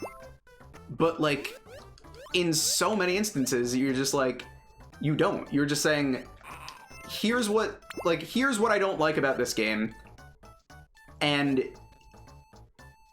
I say, and like, it's just like, I think it's completely valid, like, in that Brothership video, like, for the reviewer to not like the things that he doesn't like.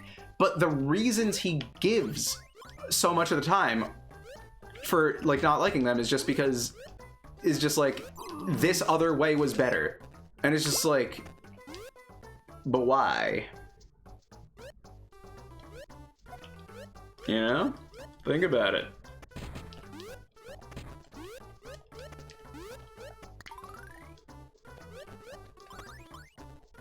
Exactly. Explore why you're upset. Instead let that be the spark of something new. Yeah.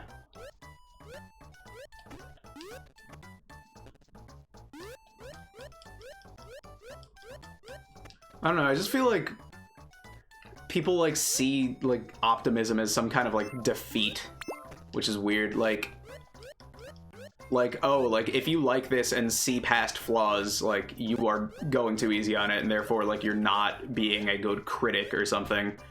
And it's just, like, I really think it's just kind of, I feel like it's, like, in a lot of ways the opposite. Like, I feel like people are way overly critical. Like, I think it's good and fun and fine and necessary to criticize things, but I think it's, like, very just, like, nihilistic and pessimistic to just, like, be like, hey, this is something I didn't like, and the entire experience was ruined for me because of this thing. Like, I don't know. There's lots of stuff I don't like in a lot of things I love. For example, Go-Go Beckham Adventure in Soccer Island. Bad example, actually. This game is flawless. I don't know, though.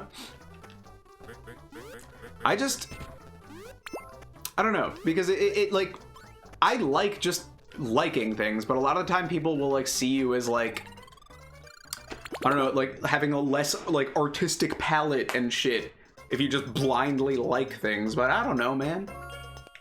I just think it's all, like, it's very easy to find the flaws in everything. And it's good to know the flaws.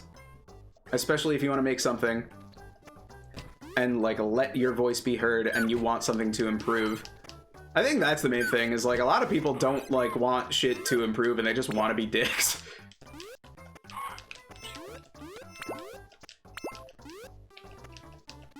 Like, a lot of people, like, start, like, online discourse and then, like, if, like, the people they're, like, trying to, like, criticize, like, say, like, hey, like, good point, blah, blah, blah. A lot of the time, they're just like, no, I've already decided you're a bad person, and I'm not going to, like, care if you change or anything. And it's just like, okay. So, like, then what, like, what do you want?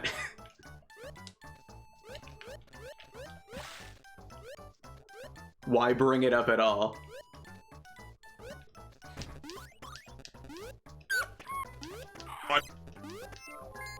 Exactly. I think that's my problem, is that, like, I always think about, like, this exchange I had with someone about, like, Mother 3.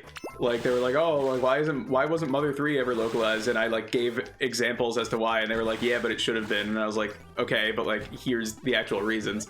I think, like, if it were ever to happen, it would be if, like, the game were remade, because then it would, like, be, like, you know, like, actually viable business-wise to do so. And they were just like, yeah, but that's, like, that's not what I want. And I'm just like, okay. Like, then I feel like you should have written, I wish Mother 3 got localized, instead of why didn't they? And maybe that's my fucking autism kicking in, because, like, you know, obviously from our discussion, it was a rhetorical question. But, like, I don't know, man. Just feel like this conversation's been had.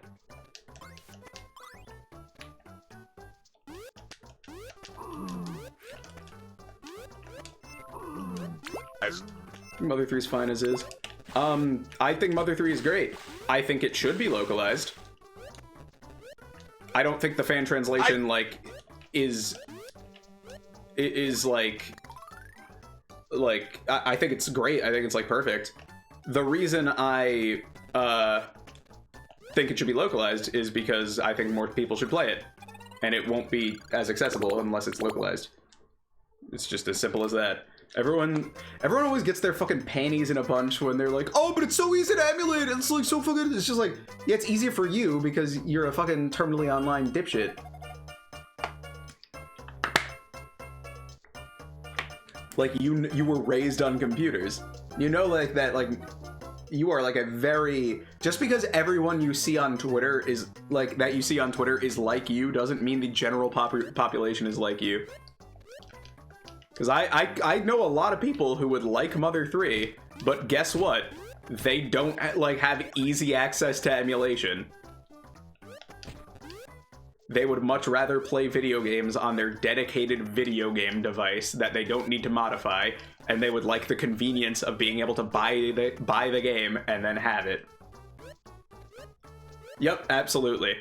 You are absolutely correct. I think like if there's anything to take away from this stream is that I really just hate fandom in general. I love loving things, but I love so many different things, and I can't just repeat the same shit that everyone has already been saying. I need new things to talk about.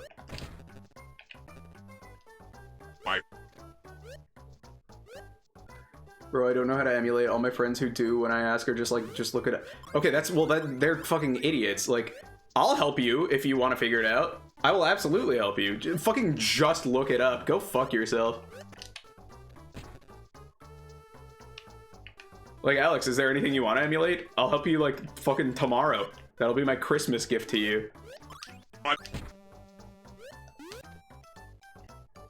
What the fuck? Well, good. The game he wanted to make probably was the stupidest shit in the world. Guy does not understand art. I would if I knew where to look. Yeah. If there's any game you want to try out, let me know. I'll help you get it working. But lo and behold, case in point, it is not easy to do. See, the thing about emulation is that it's a free service that you can't really fucking advertise.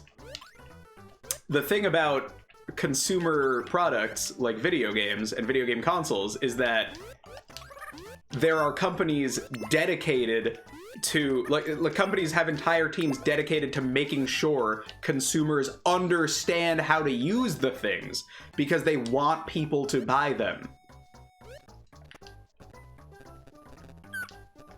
Passion projects like emulators and shit like that are not concerned with making money because they're not allowed to. So of course they're not going to like and also because they are not already like backed by corporations, so they can't fucking just be like, hey, we're gonna make this real simple fucking thing and have this advertising campaign and pay people to make sure it's super understandable. And that's just the thing with fucking, like, the computers and shit. Like, the very nature of emulation is less user-friendly because it requires you to fucking do things on a computer. The whole reason console gaming, is, like, more successful than PC gaming is because of the accessibility. Because obviously PC gaming performs better, but my god, everything about the experience is easier with a console. It's very interesting to me that Nintendo has never once touched the Mother 3 translation. That's less interesting to me. A lot of people are like, oh, why don't they go after it? Nintendo, like, people make up fake narratives about Nintendo. Like, Name one other fan translation Nintendo's taken down.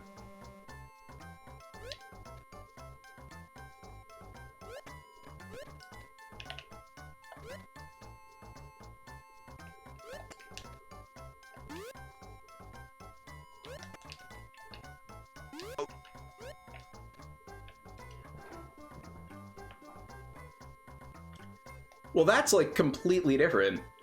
Because, like, I mean, Mother 3's fan translation is made by people outside Nintendo. They never signed any fucking contracts with anyone. But Marcus Lindbaum is someone who did contract work for Nintendo. I'm 100% sure he has signed documents like that have like made it so he is not allowed to talk about certain parts of the development process. Oh, god fucking damn it.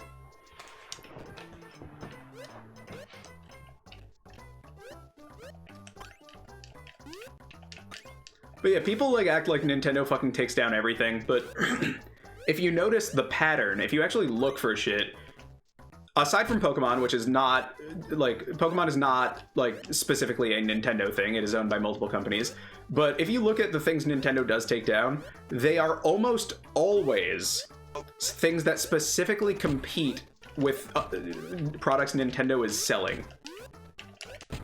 In fact, that's why I had hope that we would get a new Rhythm Heaven, and I was right, because Nintendo took down Heaven Studio, which is a Rhythm Heaven, like, fan-made remix, like, creator. And I thought it was very interesting because, at the time, there were 0 official ways to buy a Rhythm Heaven game. Because the Wii U and 3DS eShops were taken down, which were the only places to buy Rhythm Heaven Fever and Rhythm Heaven Megamix. So, you know, I was thinking, hey, maybe that's fucking indicates that Nintendo plans to release or sell a Rhythm Heaven game. And lo and behold, like a year later, a new Rhythm Heaven game came out, or was announced, which means that, like, it probably was it was very likely already in development when Heaven Studio was taken down. Like, other things that have gotten taken down? Another Metroid 2 remake. You think it's just a coincidence that a real Metroid 2 remake came out after? No. That's why it was taken down.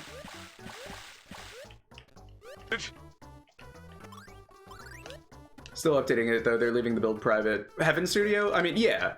I mean, that's how all this shit happens. I'm not saying, like, it no longer exists, but I'm saying it was, like, given a cease and desist. I mean, same with another Metroid 2 remake, I believe. Just gotta do it in the shadows.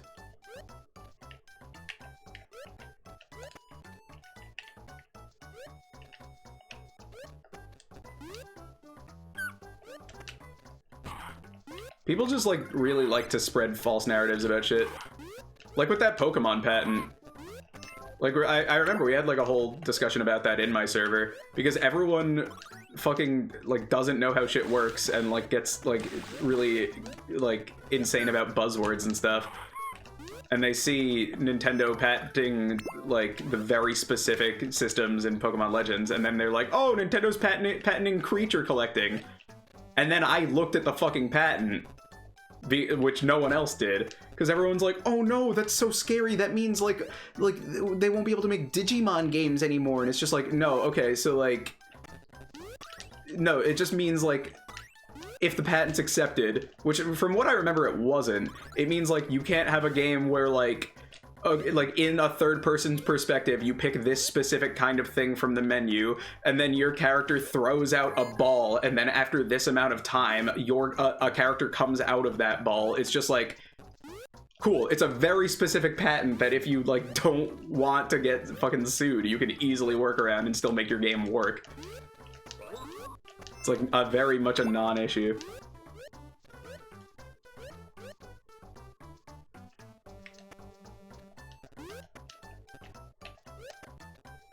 And like I hate when that like when I like try to explain this shit, people think I'm like trying to defend that. Like I don't think it's a good thing to like fucking patent basic shit like that. Like I don't necessarily think it's a bad thing either. I'm not sure if I have a take on it. That's another thing. Everyone fucking thinks you have to have a take on something. You can be neutral about things. You can be like, I don't know enough about a topic to have a fucking stance on it. Because guess what? A lot of people don't. A lot of people don't know enough about a topic to have a fucking stance on it. But they think they should anyway. It's okay to not know things.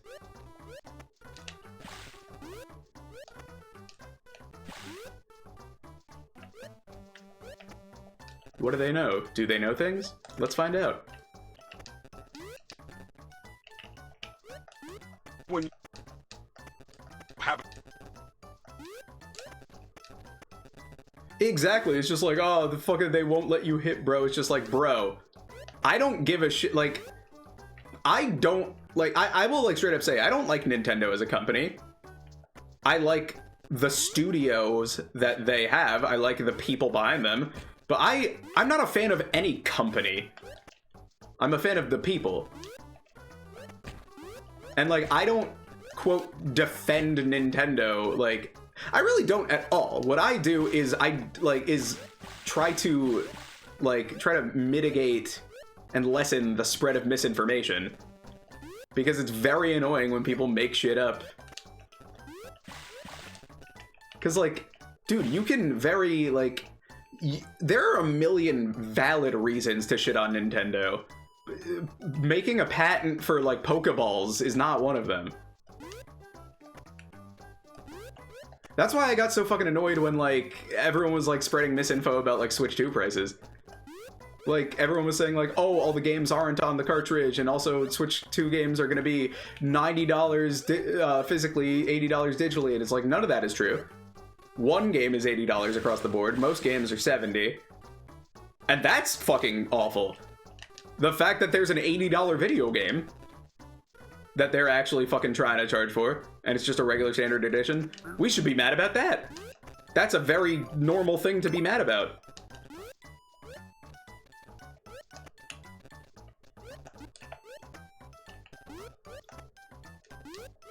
Bruh. Where's the fucking last lock in this level, bruh?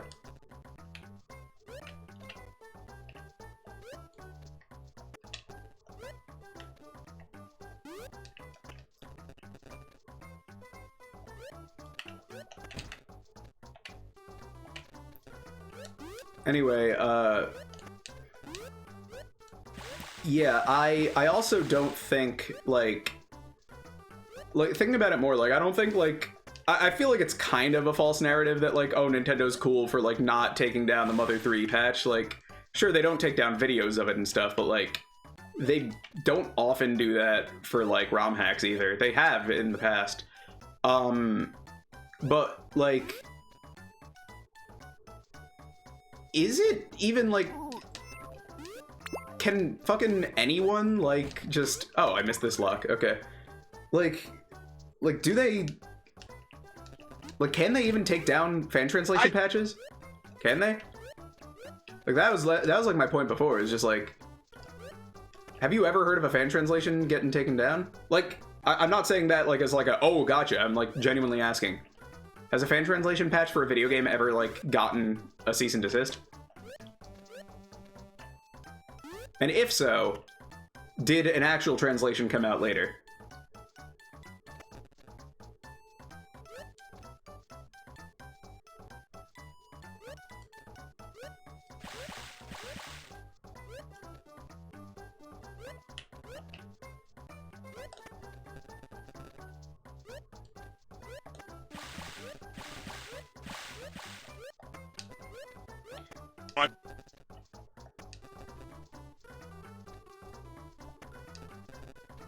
I feel like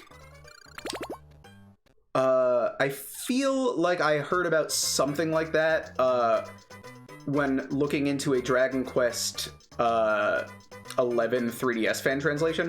I think what I heard is like, oh, people are trying to develop it like in secret or something, that way like it doesn't get taken down. That said, though, I also do think, like, if that is what we're thinking of, Dragon Quest XI does have an actual, like, translation on other hardware.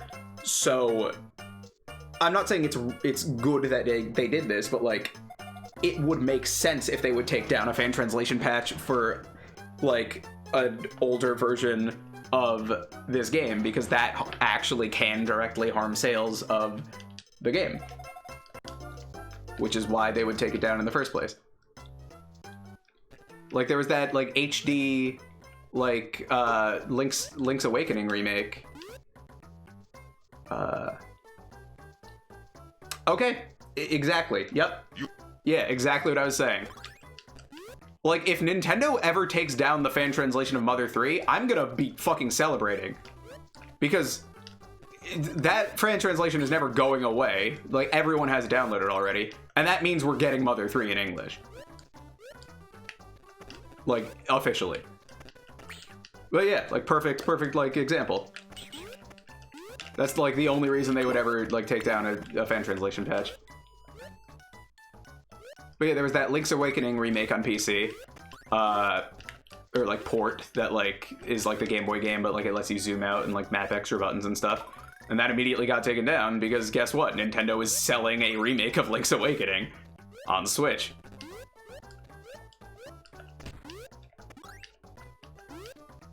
And, like, absolutely, like, it's not enough to make, like, a real difference. Like, Nintendo's gonna be fine, you know, but, like, they, like, have the legal right to do this shit.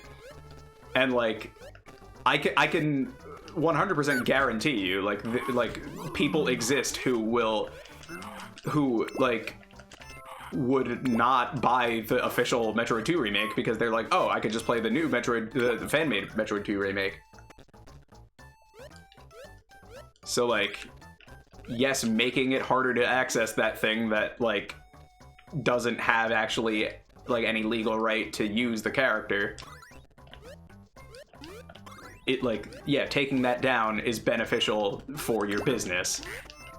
Unfortunately, there is no ethical consumption under capitalism. So, this is what companies do.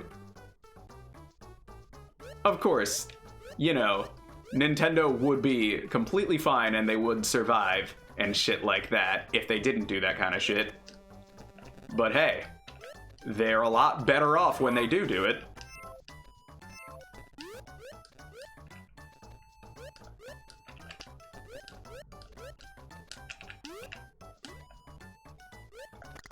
It's a company's purpose to make money, is my point. And they will do that by any means necessary.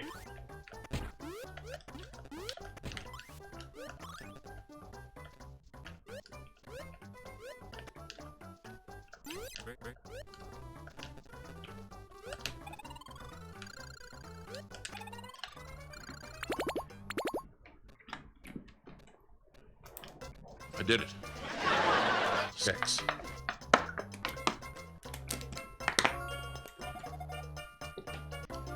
Damn, we're almost at the end of the West Coast. Do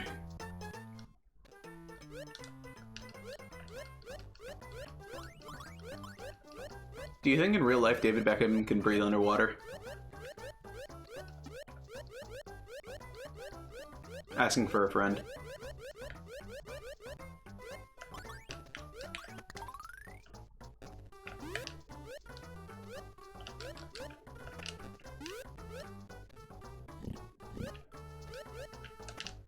Oops.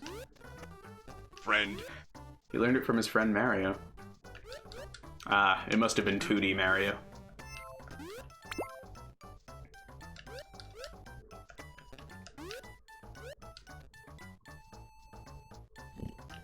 You know, I just realized something really crazy.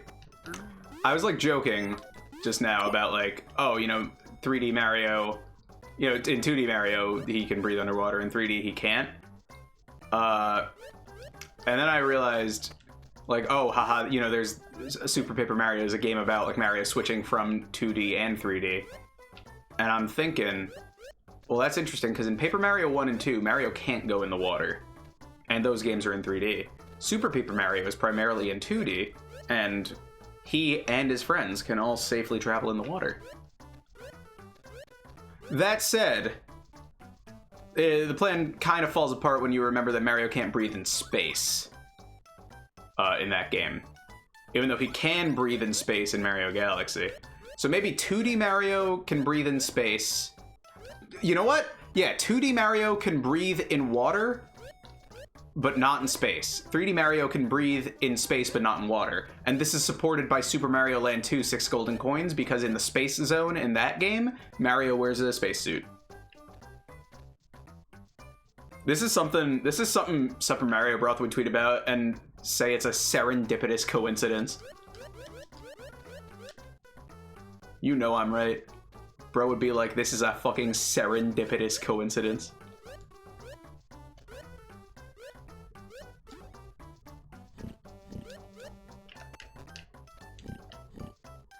We need to get him on the phone.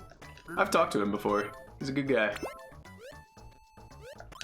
I gotta finish my WarioWare Iceberg video. Dude, I want to make videos, but I fucking need to... I wish I could have money to pay an editor. That would be grand.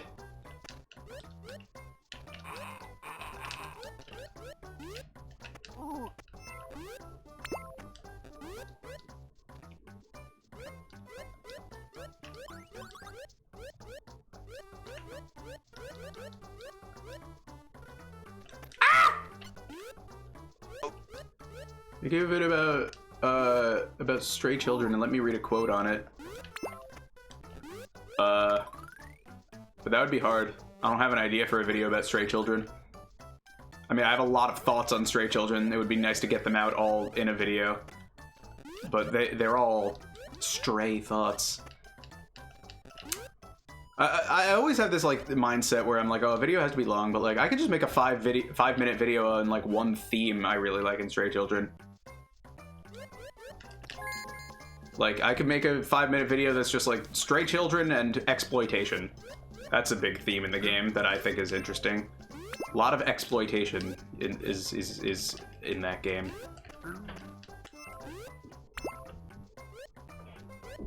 But hey, I'd let you read a quote. I'd plaster everywhere, featuring the voice actor for the fucking Frog Prince. And also Black Man. I'm sorry, it's just hilarious to me that you're also the voice actor for Black Man.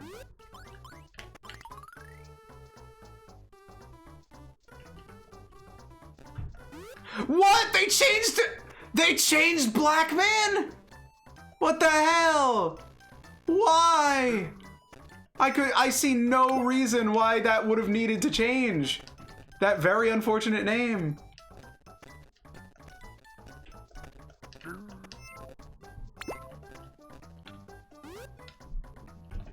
Do you think it would have been better or worse if he was black and they named him that?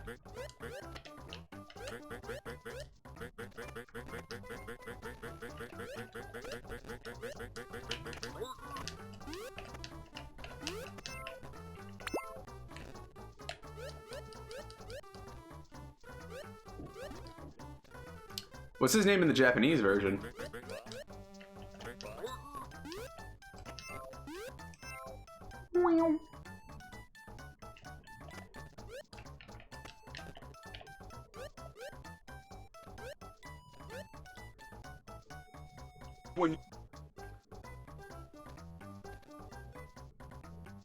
I was watching a JP streamer the other day, and when she got to him, it used that "Lord" soundbite. And she said "my lord" in English really dramatically. He's Black Man in Japanese. Okay. Yeah. Well, now he's even more like Metal Face from Xenoblade. Because they had to change his name in English. Yes, my lord. Rons. Oh my god, I'm an idiot. I just did a full loop around the... Oh god, I have to fucking go back. At least there won't be enemies this time. I feel like an idiot.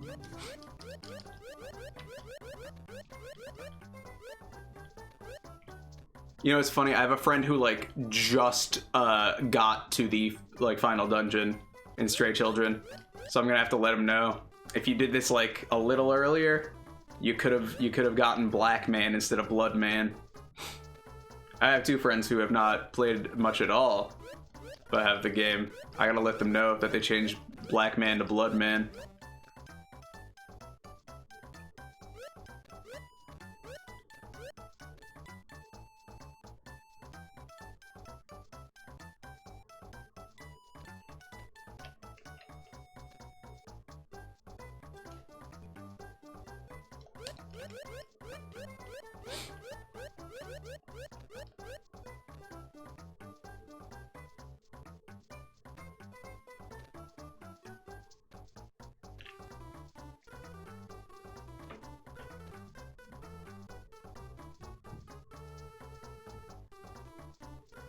The same person who suggested the Black Man change was considering asking them to remove the emote of the guy from Bali Bali Island in the Discord. Yeah, I mean, I wouldn't... Like, I guess I never thought about him that way, but, like... I guess I'm thinking, like, is there a point to removing that? Like, I guess it's just, like, it's in the game already, and that's never going to be changed. But I guess, like, in a community server, like, sure, that's fine. Like, I'm not against the idea, you know? I think, I will state for the record, by the way, I think it's good that they changed the name from Black Man to Blood Man. I think Blood Man is a much better name, and, that I only am upset because Black Man was really funny because it was a fucking terrible name for the character. Blood Man is a much better name. Anyway, let me message my group chat.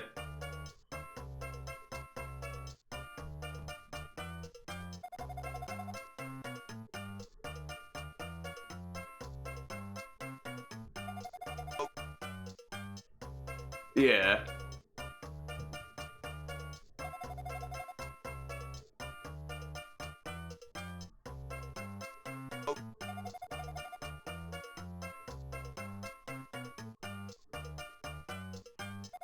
Bloodman is a fucking hilarious name for a vampire, you're right. I was just thinking of it in comparison. So I was just like, yeah, I was still experiencing the grief of losing Black Man, you know? But now that Bloodman is a fucking hilarious name for a vampire, you're right. Wow. I have the voice actor for Bloodman in my chat. Formerly Black Man. Oh my god, you know who else was formerly black and looks like a vampire and was mentioned on the stream already today? Michael Jackson. Lumpy is a large, lazy blob of a monster, so big and fat that he can't move. Balls only tickle Lumpy, so the only way to defeat him is to pop all his balloons. Then he won't be fit to do anything. Only a dangerous ball can burst those balloons. Press the A button when you're ready to meet Lumpy.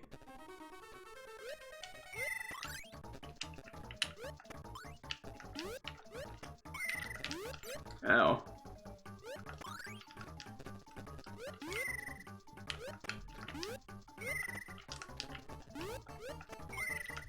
Bruh. Oop. That is an all-timer dialogue. Oh, I mean, bro, you're not even... You weren't around last year when I... You know what? I should pull up the clip. It's a legendary clip. I laugh like a fucking velociraptor.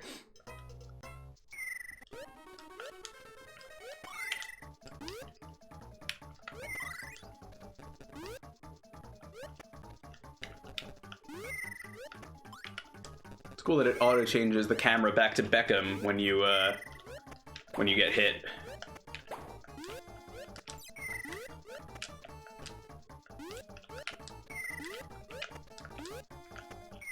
Nice!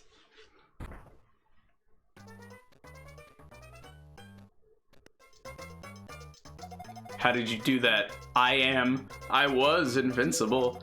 I can show you how to reach Mr. Woe. Around Soccer Island, there are hidden passages leading straight to his island, but the key to opening them lies with the manager of the fourth and final zone.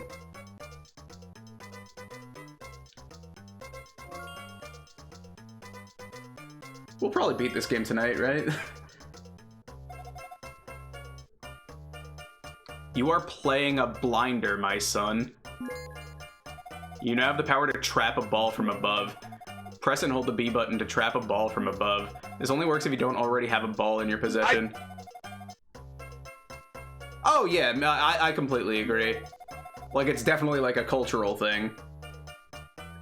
Like, 100%. Like, again, like, Nintendo has a character in a Japanese game called Blackface. Like, clearly it is not something that most people in Japan are aware of. They changed his name in the localization.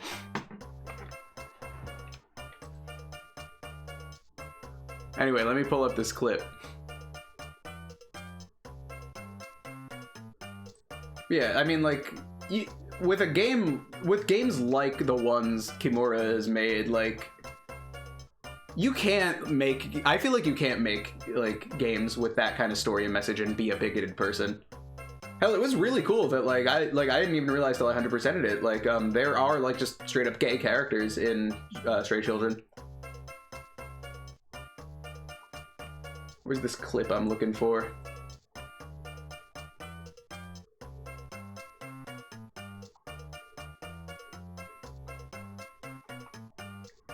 I guess it is from a long time ago.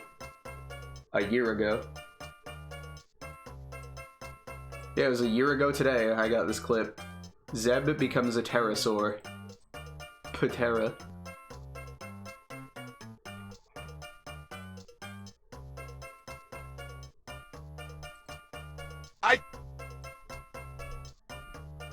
That's right, yes, that's... I forgot who was whose. But yeah, I think that's it. Just give me a moment.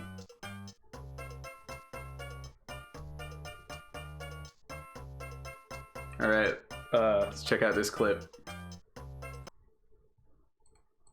Forgot about this. Can I say this?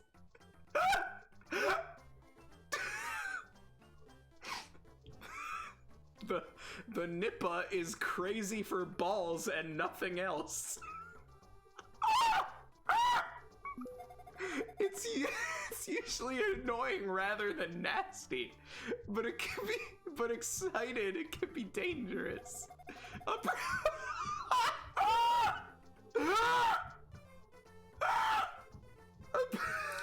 A persistent Nippa's nips don't always hurt, but they can slow you down. His what? Stop making me say it. Yeah, so that was a time. There is also Madam Murder in general. That's true, yeah. But the haircutter guy mentions a stylish young boy who always lit up at seeing his scissors as an extra light. That's very cool. Yeah, because I wasn't sure, like, exactly with Madam Murder, because, like, I'm very used to, like, Japanese, like, games, like, going, like, in the opposite direction and kind of having transphobic caricatures. So, and, like, I wasn't exactly sure how to interpret Madam Murder. Welcome to the frozen north. I think you're going to be busy enough to not notice the cold. Watch out, the first division monsters are meaner and keener than the rest. Press the A button to enter the frozen north. Good luck. I'm gonna eat my fucking sandwich. Anyway, the Nippa is crazy for balls and nothing else. Yeah. It reminds me of, like, the Mad Gypsies.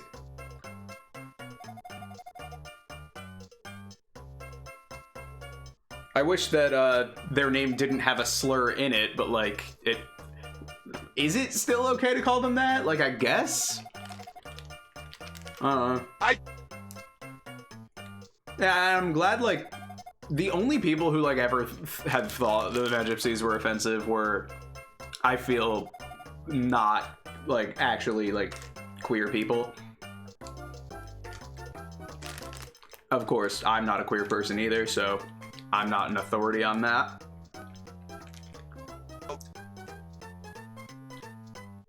Yeah. But even so, like, I don't even think that's, like, the worst thing, because, like, you know, everyone is seeing shit as weird. I think that joke is also enhanced by the fact that, like, the fucking octopus guy is, like, this handsome, rugged dude, and then he's just some fucking octopus.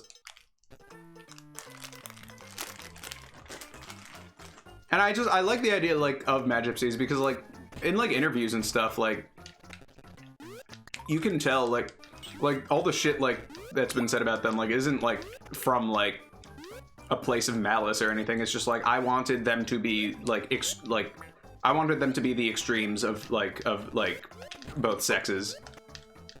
Like, I want them to be neither male nor female, so I want them to have, like, traits of both. Yeah, exactly. Like, yeah, like my Mad Gypsy friends. Like, I was gonna mention that. I think it's very sweet.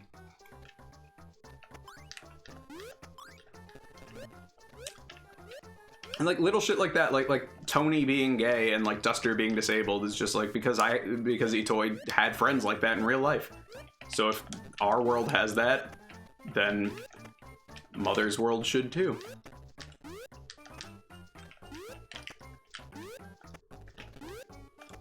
There we go.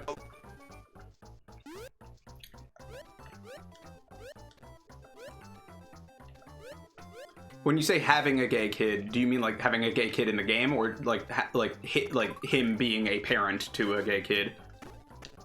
Was like not that like he is one. I'm just saying like the idea of having. Okay, because I hadn't heard like I wasn't saying like oh his daughter is gay. I'm just saying like the idea of having a gay child.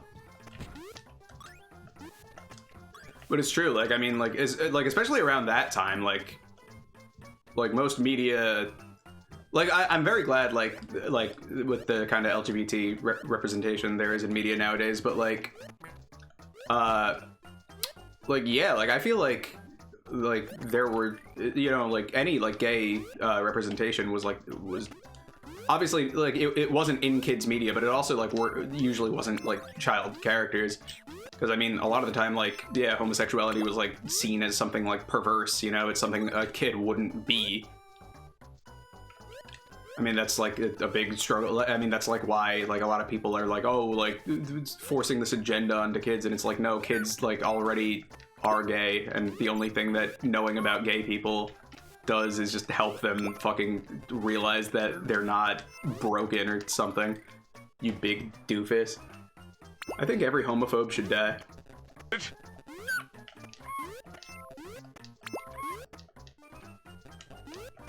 Oh, yeah, huh. Also, Fred, I mean, Fred's gay. They don't explore it in the game, but he's clearly just Freddie Mercury.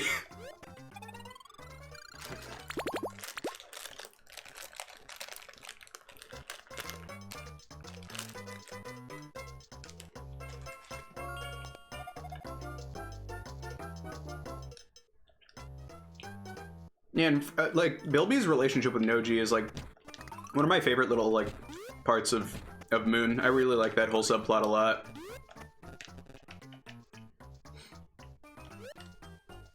Oh yeah, what was he saying? I can trap balls? How do I...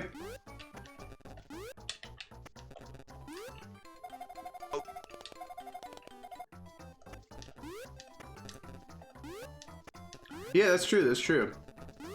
I feel like I was playing something recently that had something like that. Yeah, yeah. But also the guards in Undertale, like, kind of are a joke, too. Like, them being gay isn't the joke, but, like, them being into each other is very much like a joke.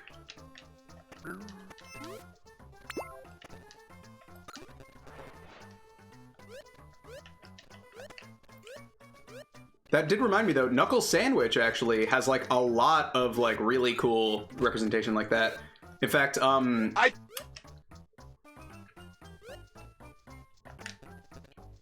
The joke isn't the joke, yeah, but the joke is like the bro, I think I like you, bro. Well, it's also just the fact that, like, the way to defeat them is to, like, make one of them shirtless so the other one gets, like, really horny for the other one. Yeah, exactly. Like, the joke isn't that they're gay, like, because the joke would have worked equally well if, like, you know, one of them was a girl and one of them was a guy, you know? So, yes, that's a very good point.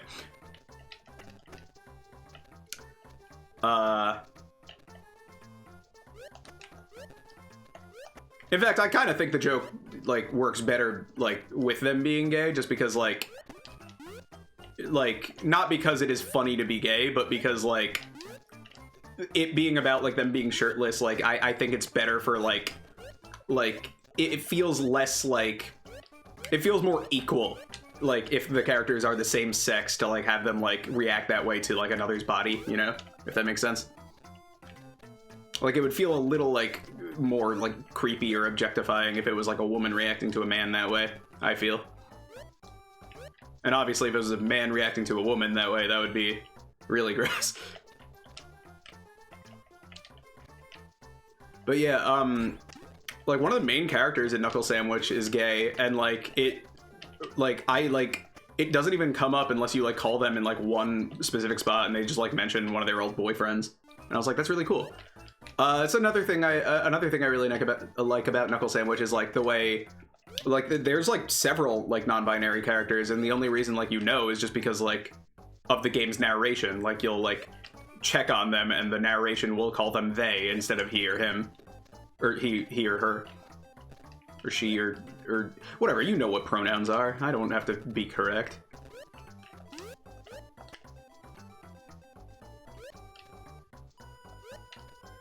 I don't have to get erect.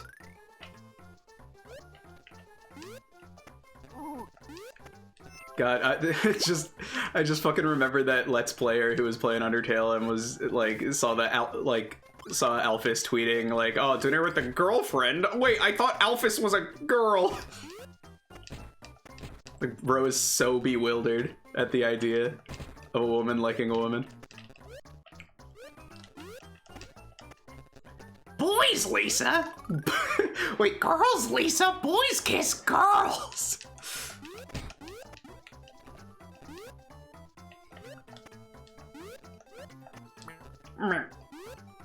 Bro went, meh.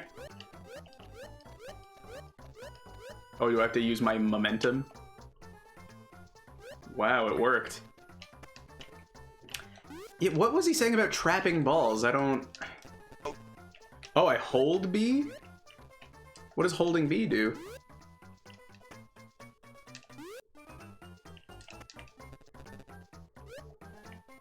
Oh, I think holding B is just... No, I have no idea.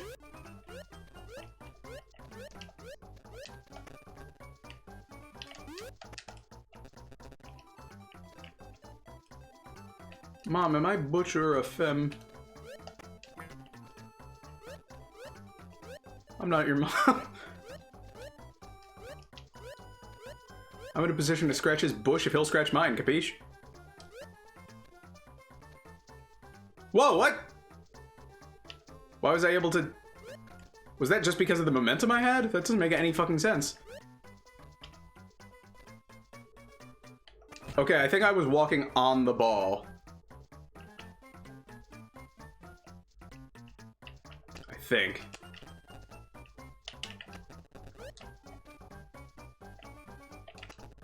Yeah, maybe I just need enough speed with the ball. I have no idea how this works. I really wish I paid more attention to reading that guy's dialogue. Okay.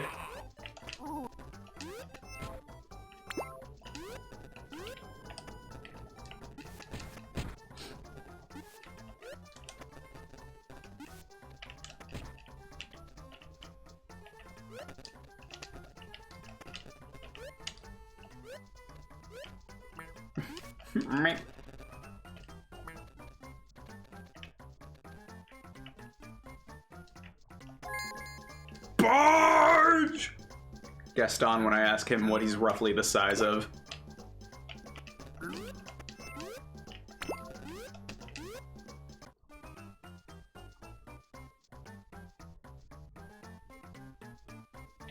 Hmm? Is it a UFO? Oh, those are bats. I've identified the flying object. It's an IFO.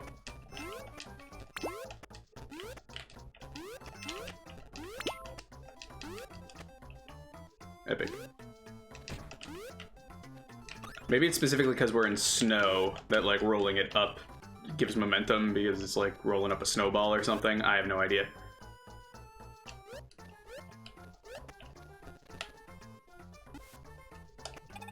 Go!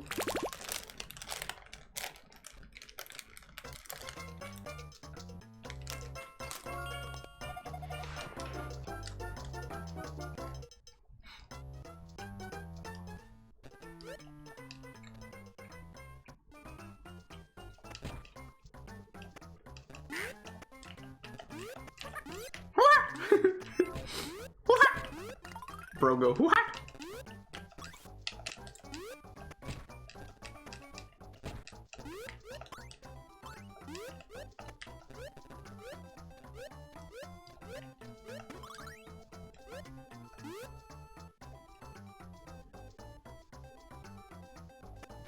Oh my gosh. Oh my goodness.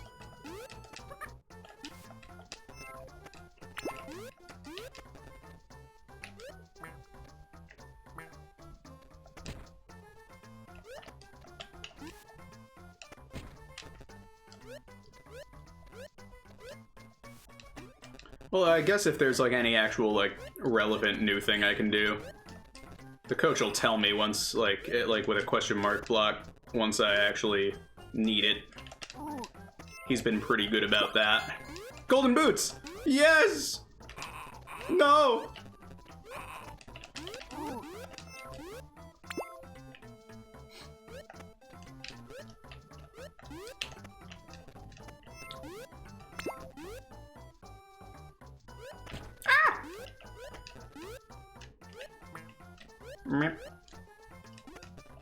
This game's got like god tier sound design, if I'm being honest. Uh-oh.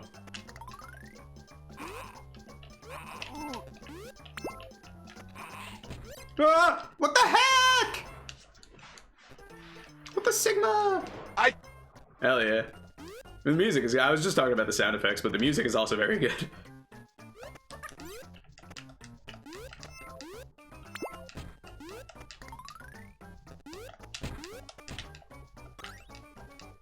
Buzz, I told you not to play the Go-Go Beckham Adventure on Soccer Island soundtrack in front of the hose.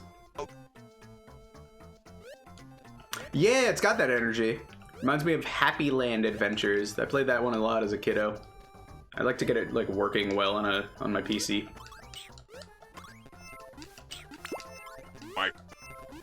Yes, bro! Yes! Best Friends by Retro64. That one's an all-timer for me. Brian, look, semen. Wow. Semen. Hey, Grugs. Welcome. Look at my semen. Isn't it great?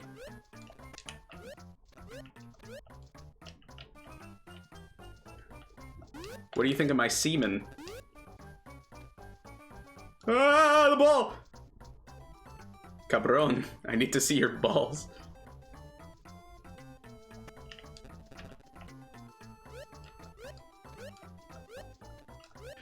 My girlfriend started collecting these squishy little SpongeBob toys. The problem is they come... Oh, shit! What the hell? Oh, I took damage.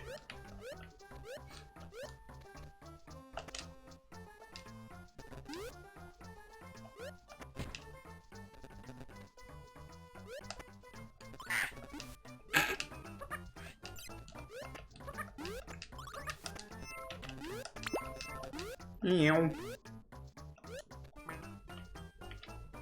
Is this a GBA game? Yes. Starring the soccer player, the famous soccer player, David Beckham. This is actually his origin story. This is how he got so good at soccer in real life, because he actually had an adventure on Soccer Island where he defeated Mr. Woe. Not to be confused with Mr. Dark, which is the second dumbest name for a villain after Mr. Woe. No, actually, Mr. Woe is the coolest name.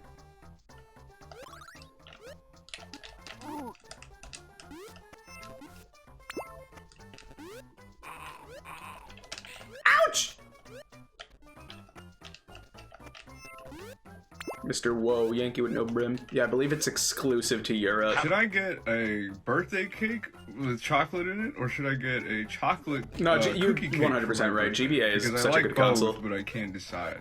Help me choose. Here's how I'll torture you, David. Number 1, the marrow furnace. I'll inject liquid metal into your bones, boiling them from the inside. Number 2, the nerve harvester. Each nerve fiber will be plucked and strung, vibrating with agony. Number 3, the organ grinder. Your organs will be twisted and cranked, a grotesque puppet of pain. Number 4, the skin weaver. Your skin will be peeled and rewoven, a living tapestry of torment. Oh, because Number his name 5, is the David. eyeball Okay, crucible. I was wondering why you Your eyes asked. will be roasted and replaced with burning coals. Number 6, the mind flayer. Your thoughts will be shredded, echoes of endless torment.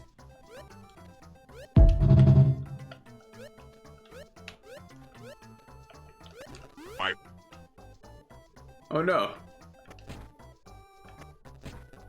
Is it like better to take them now or like just you do it in the next morning?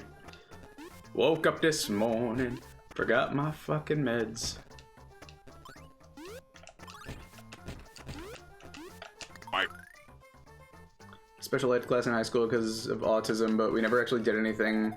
So once in my junior year, I spent a month playing through Swordcraft Story on the GBA in that class on the PCs. I've never heard of that game. That's pretty sick. I had all special ed classes until high school. And then I stopped going to regular school. And then I went to a school without classes. And that's my story. can't. Oh, I reckon. It's Interesting.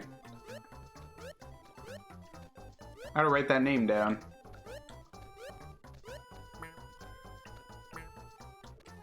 I hope I don't die. That would be bad.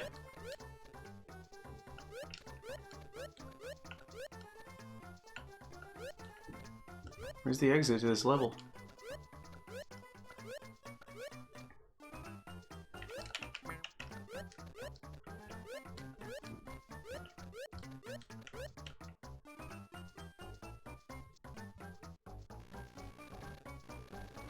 Balls.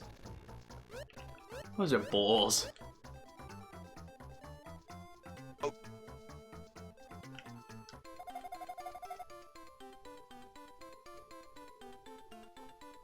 People know it because there's Yuri, and on the back of the NA version box is a screenshot of the female protag saying, "No, I kiss other girls all the time." That's amazing. Holy shit. She's gay as hell.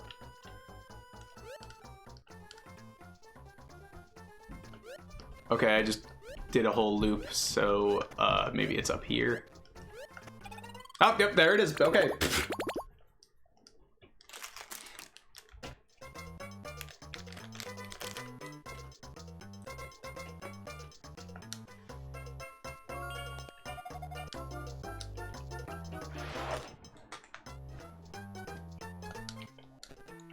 Go, go, Beckham! You summon a guardian beast to help you in combat, and one of them, a girl, kisses you, but only if you're the female protagonist. That's... Wow, that sounds gay as hell. you.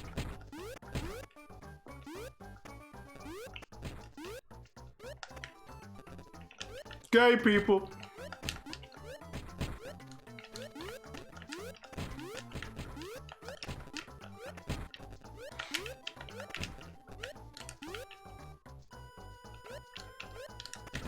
Aw, man.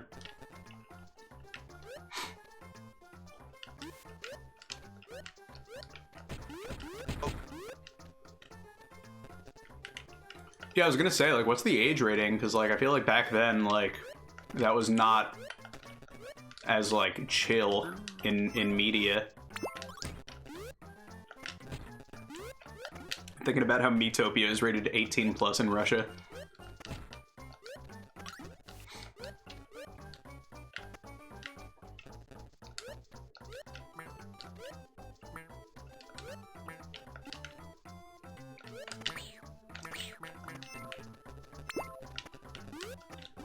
Call me the Nippa the way I'm crazy for balls and nothing else. I believe this thing is the Nippa. I could be wrong though.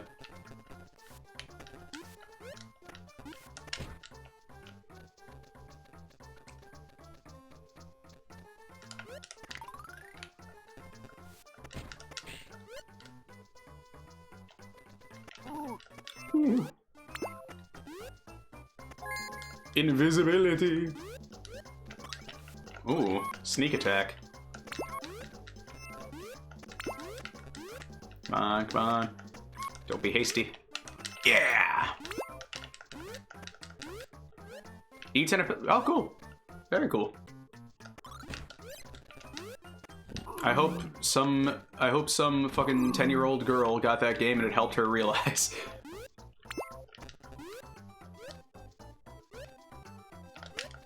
Ouch!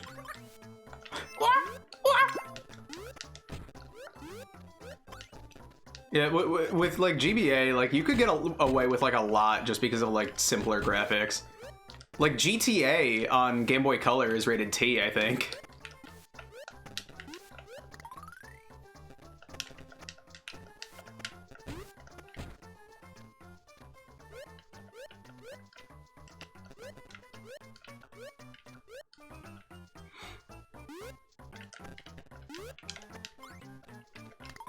Nice.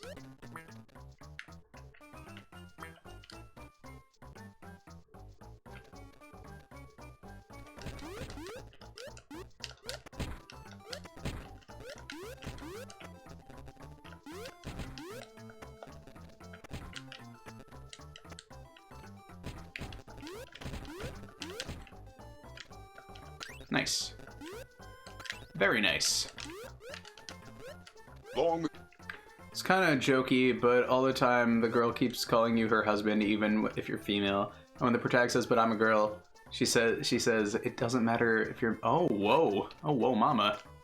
We stan a pan queen.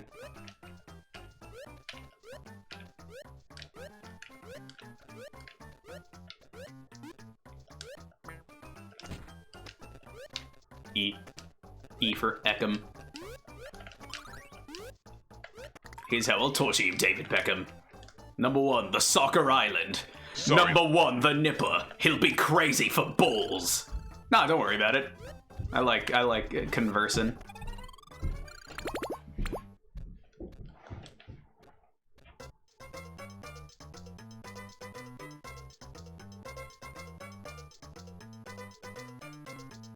Ba-da-ba-da-ba-ba.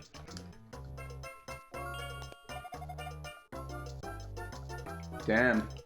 I don't know if like World 5 is a full world or if it's just fighting Mr. Woe, but either way, we're getting far. I think I should beat this today. I don't think I should wait another year for next Christmas. Who knows if I'll even be alive. I might get hit by a car.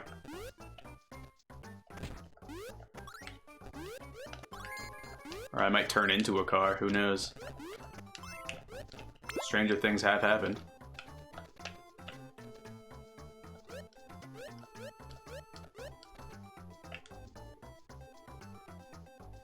Oh, okay, running for a while does give me a bit. Okay, alright. Okay, I see. I understand now. Oh, boy! I'm glad I got the golden boots. It makes it so you don't have to kick the ball to collect things, which is very helpful. You just have to have the ball with you.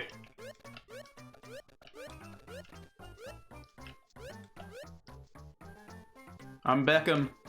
I'm becking it so hard right now. Oh, baby! Oh, David Beckham. Adventure on Soccer Island. Go, go.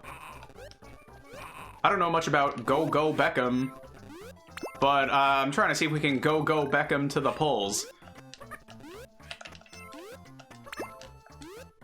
She would have won. She would have won the election if she said that, let me tell you. Here's how Bernie can still win.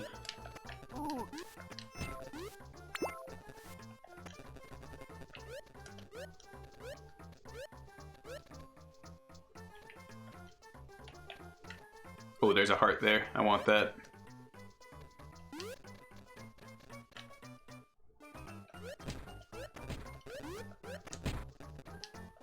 No, no! Oh! I didn't realize he could jump.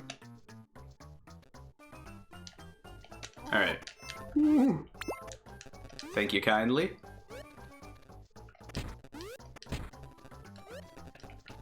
Get it out of my sight. Thank you.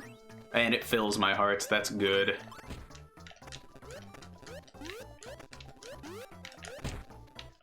Very nice. Very nice. Very nice.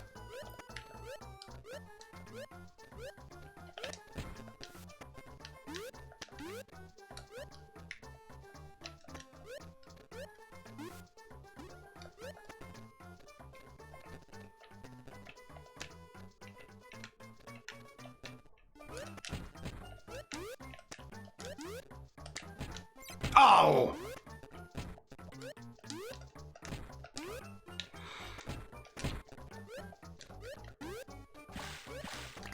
2 to go.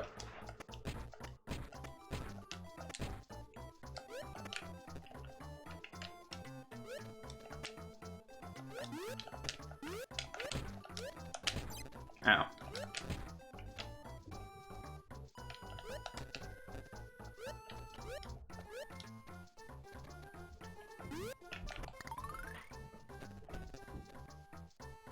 Oh, Jesus.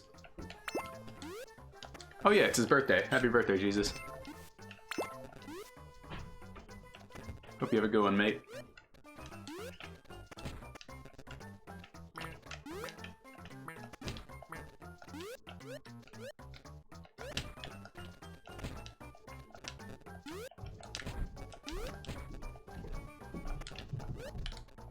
Hey, it's Mr. Chapstick. Speaking of birthday, it's not his birthday, I'm just saying pregnancy, birth, laugh. I mean, that is funny in general, but like that's cool. It's cool that like art and media can do that for people.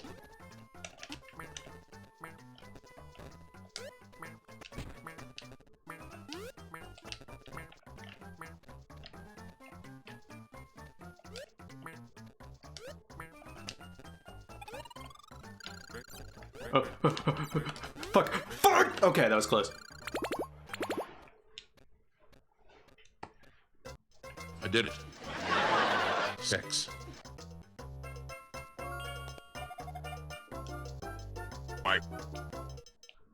My first exposure to what gay was, and as a kid, whenever people thought I would find it weird, I was like, no, it's like this!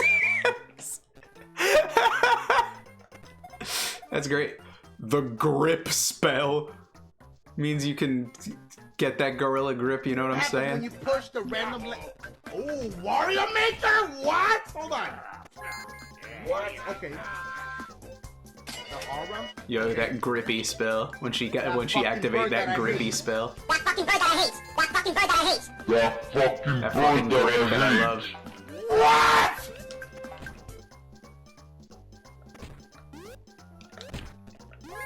Yo, imagine David Beckham giving you a foot job with that grip, you know what I'm saying? Because he's got that foot grip, you know what I'm saying?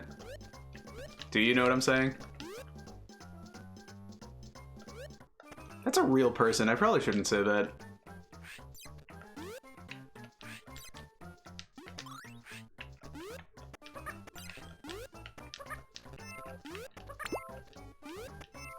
I mean, I probably shouldn't say it regardless. But I'll be honest, I'll be completely honest. No, you're hit. My balls fly back to him.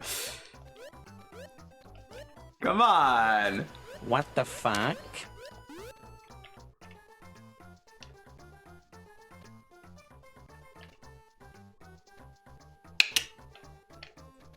What the Sigma?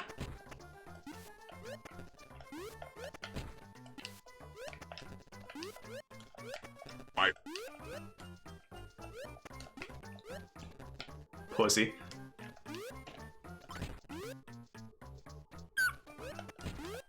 This isn't CBT Island. Yes, it is. Soccer Island is just like a nickname. Its official name is CBT Island. It stands for soccer, but with a C. Big time.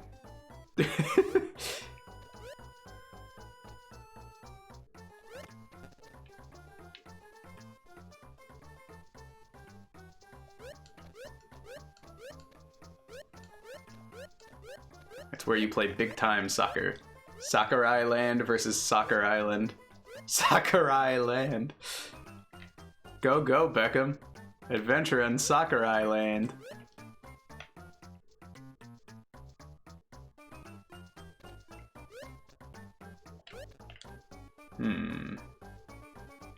Alright, let's get a big boost. Yeah! Okay, maybe I can do it without the ball. Oh, I can! Yeah! Yeah. Okay. Marge Simpson voiced my balls. She says Homer is my balls. That's a season 1 episode.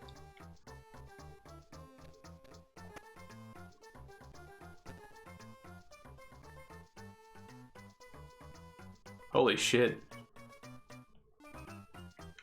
Gotta move fast. In Super Mario World, you got to move fast. Mario and Luigi are doing what they can. Yoshi and the princess are killing my first son. Super Mario, Super Mario, Super Mario World. Super Mario World, it's a dick in my ass.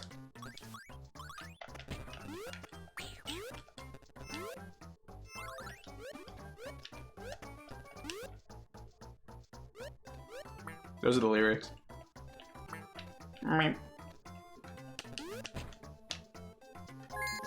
Grip.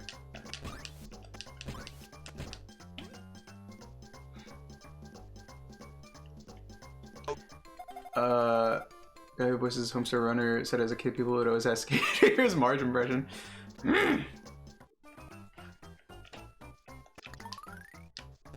I just think they're neat. What this?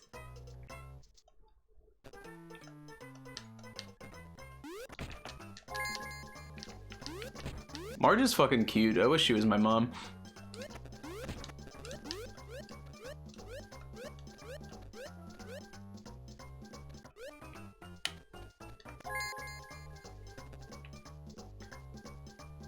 You know what? I don't care about my score. I just don't care.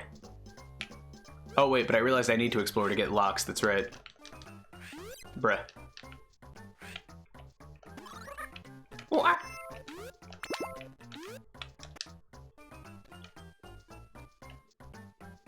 I gotta be thorough. Call me Henry David, because I gotta be thorough.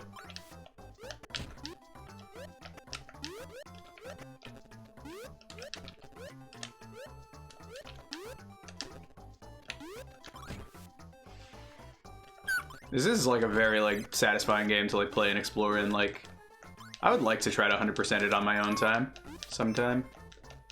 I am curious as to what happens if I get all the Beckham letters in World 1. I don't know if I actually did that, but I'd like to... I think I'd like to go back to World 1 and just try to get the Beckham letters I missed. That seems fun. Try to complete World 1, see if I get anything cool. Like, maybe you unlock David Smeckham, and he smacks you.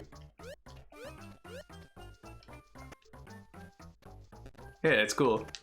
It's a fun mechanic too. I never use it, but like you can just actually do that.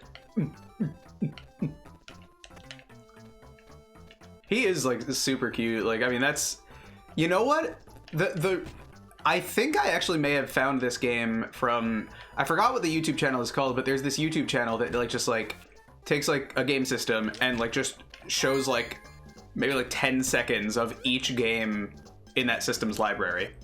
And sometimes like I would just put it on in the background to try to discover cool new games. And it's crazy how much fucking garbage there is, but sometimes you see something like Go Go Beckham Adventure on Soccer Island and you're like, damn, I didn't know about that. Learning about games is so cool. I love video games so fucking much, you guys. Grit.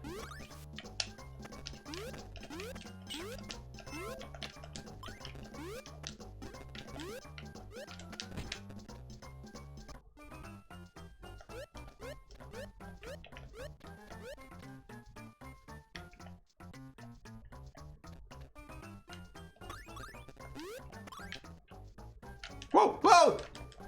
Give me back my ball!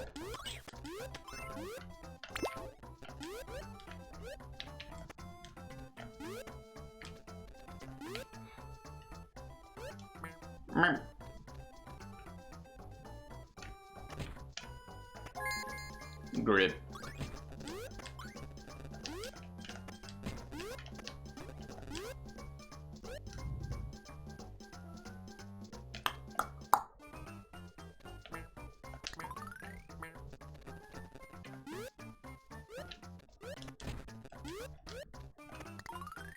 2 to go. Oh boy. Oh, no, no, leave me alone. Oh my gosh! There's 2 of them? Fucking mitosis over here.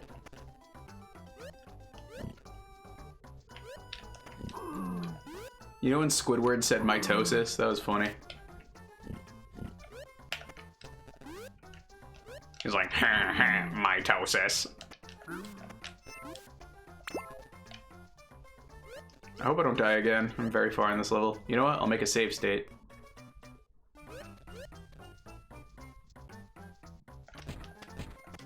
I don't give a shit. I have got to get my dick sucked. Get my dick sucked. I have got to get my dick sucked. Get my dick sucked. I got a boner.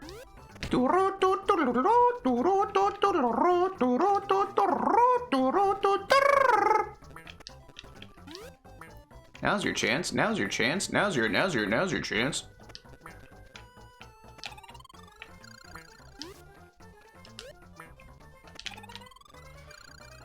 I did it. That's true. That is pretty gay to want to get your dick sucked. Even if you want to get your dick sucked by a woman, it's very gay. Like, dude, men have mouths. You want to put your dick in a mouth? That's something men have, bro. Yucky. Gay? You're gay? Friend. Dude, I remember finding... Oh, okay, I wasn't referencing that. I was referencing... I was referencing,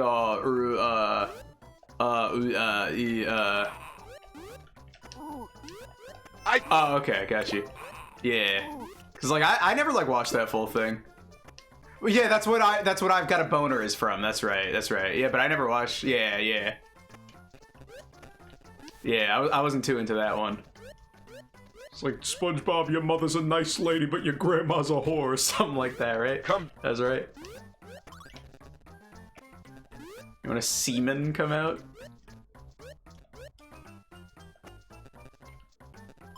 Oh, cute.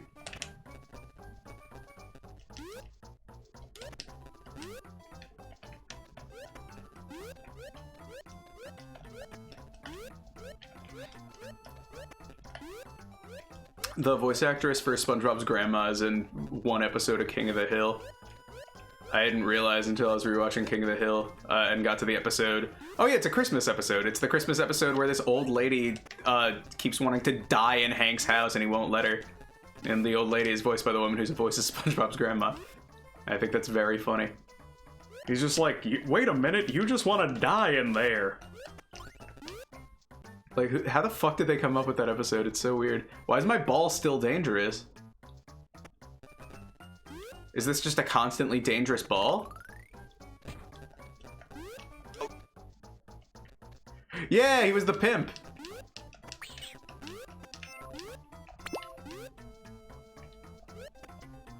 That was a good episode.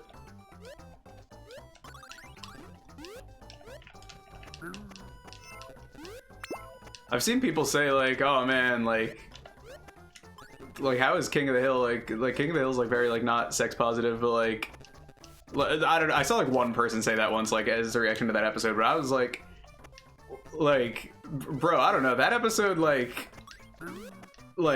I don't know. I think it's very cool that they just like the character that's a prostitute, like they just like have her be like really cool and nice and just like getting gifts for people and being like very mature and responsible. Well, yeah, Hank Hill isn't, but like obviously you're not supposed to agree with Hank Hill on things. He likes Reagan.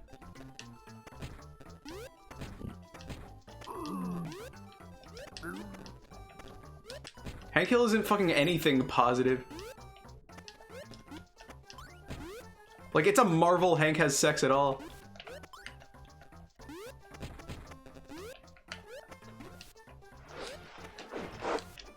I like that episode. Well, actually, no, the episode's fucking terrifying, but I like the line where, like, Hank is...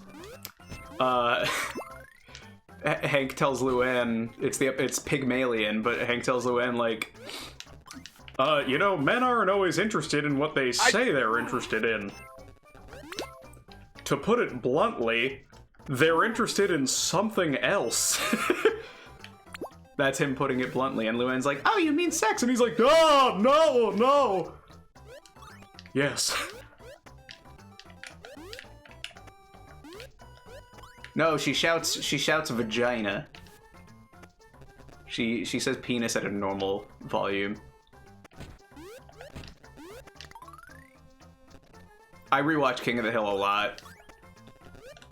It's like my comfort show. I mean, Hank is a million times better than his dad. Hank is amazing. Like, Hank is a very good person. He's just very uncomfortable with change. Watching King of the Hill, like, with, like, the headcanon that Hank is autistic is honestly a very good experience. Like, because I genuinely do think Hank is autistic. Like, I don't think they had the intention of writing an autistic character, but I think any inspirations they did have were of people who were, like, undiagnosed autistic. Because he has, like, every trait. Like, literally, like, you cannot fucking tell me that, like, the way he talks about propane is not, like, a fucking special interest.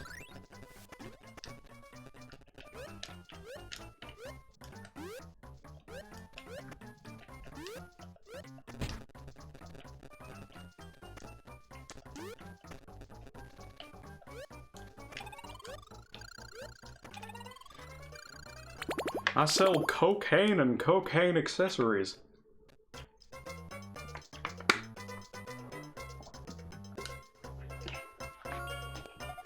Ugh. That's what I spelled on the left. Alright, we got 2 levels left here in this world. Do I have to beat the ball? Clouds? Clouds? Clouds? Clouds? Clouds? Always dangerous! Oh, I guess I forgot I picked that up. Yeah, my ball is always dangerous. Clouds?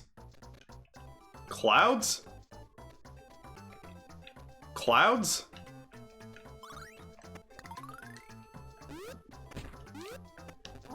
Clouds? God, the episode in the new season with Good Hank was so fucking good. I can't believe we're getting 3 more seasons. That's crazy. I can't fucking wait. I hope they have a story about Luann's daughter. I love Luann so much. Can't. You can't? What's stopping you? Pirate it. Using your piracy powers.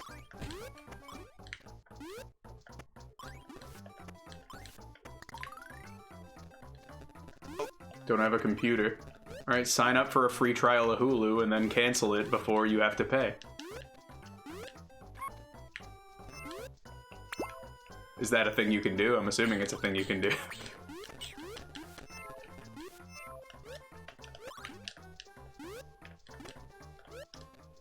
You don't need a computer to pirate things. Pirates got along just fine before computers were invented. Bah, my ball's so dangerous.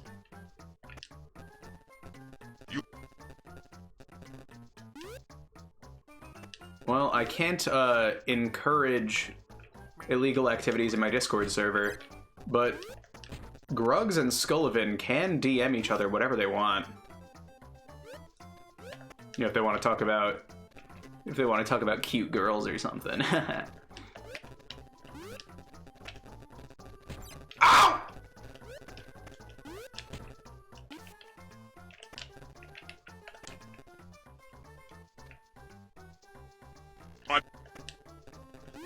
Want to talk about cool girls? Like Latula. You know that's Spanish for the dick, right?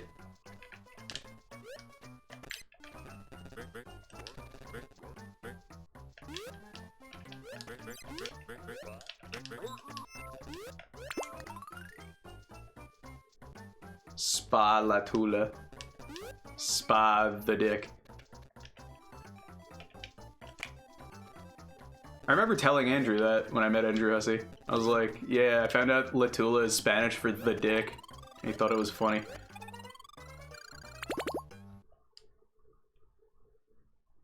And he said, ha ha ha, and he grabbed his belly and went, oh, ha ha. I'm making shit up.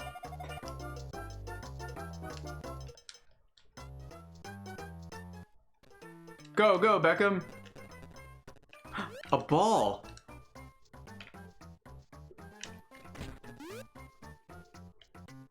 Ouchies!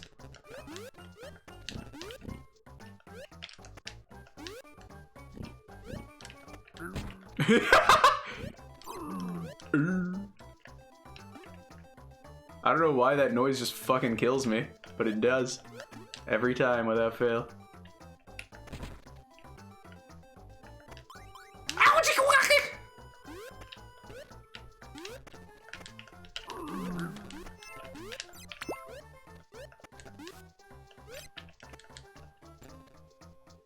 I'm just gonna restart this level. Off to a bad start.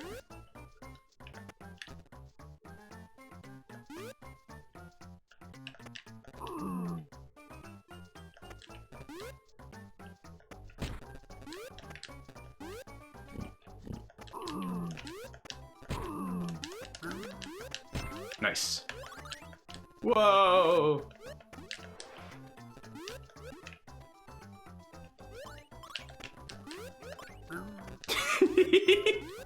Silly noise. You like the light? Pickle? Nah, man. Nah, man. No damn pickle. Pickle, man. What's wrong with pickle, bro? No pickle, man. Pickle? No good. No, pickle, no. What no? You got one with lady on it? Oh, you see the lighter? Give me one with, no pickle. No, What's wrong with that, bro? Pickle, no good. Pickle, no good. Who said pickle is not good? Pickle, no good. Pickle No Good is my favorite anime.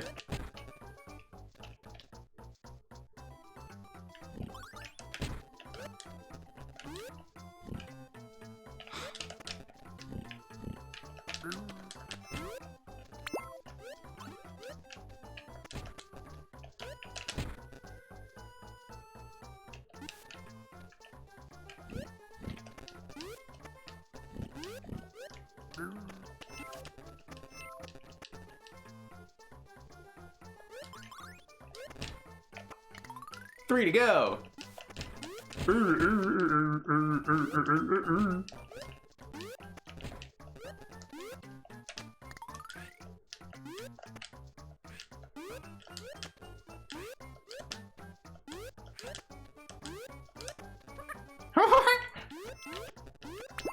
Again, I must reiterate, God tier sound design in this game. Really, really good stuff. Freeze! Okay. How do I get up there?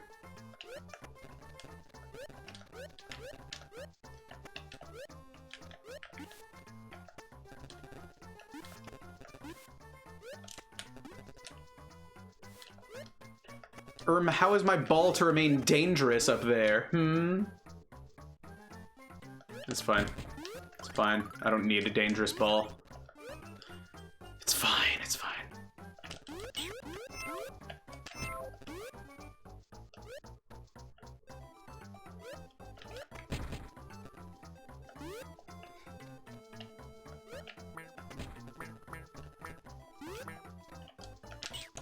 Yo! He's got his own ball. It's the M from Beckham.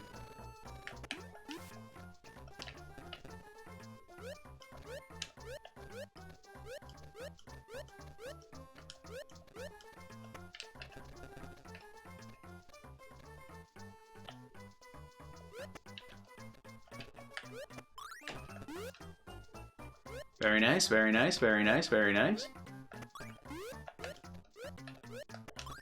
Very nice, very nice, very nice, very nice, very nice, very nice, very nice, very nice. Call me Borat, because very nice.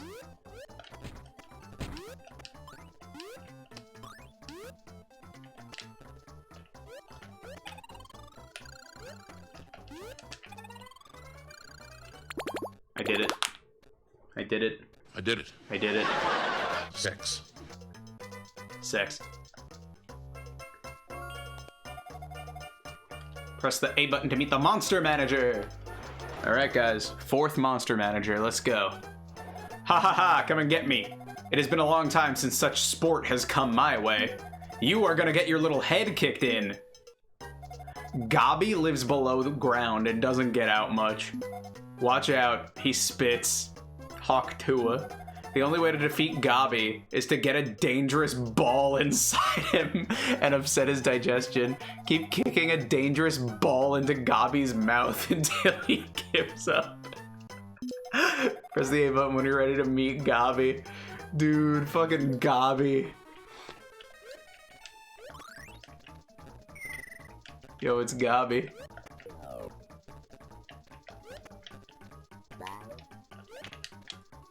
Oh.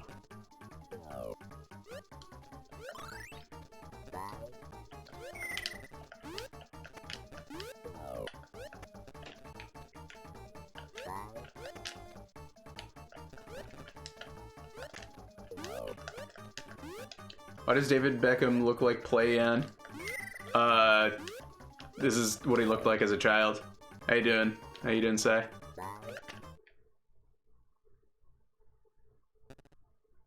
This is an origin story. The reason David Beckham is so good at soccer is because he did all this on Soccer Island. Enough! The secret entrances to Mr. Woe's castle are now open. Go, the master will show you the true meaning of humility. Hell yeah. Oh shit, Mr. Woe. What a sterling performance. You might like this. You now have improved grip, so you can run up steep inclines. Oh, thank goodness. Well, let's go back to the Enchanted Forest. See, yeah, I don't have the K or the M. These levels are fairly short. I feel like I should do it. When you're Check my DN. No, dude, this game is great. I streamed it last year on Christmas Eve. Oh, I mean, Sai, if you wanna, this is good. His football, bro. It's called Soccer Island. Anyway, I played a clip from last year's stream, and if you think that's funny, you are not ready for this clip. Let me play this again. Let me play this clip for you.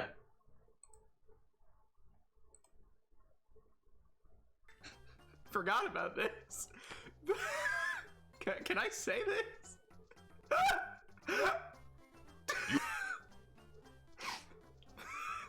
The Nippa is crazy for balls and nothing else. It's usually annoying rather than nasty, but it can be, but excited, it can be dangerous.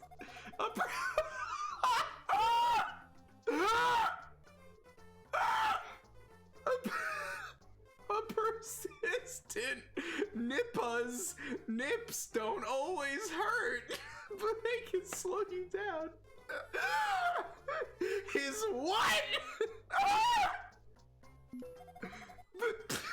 Stop making me say it. So, yeah. The Nippa is crazy for balls and nothing else.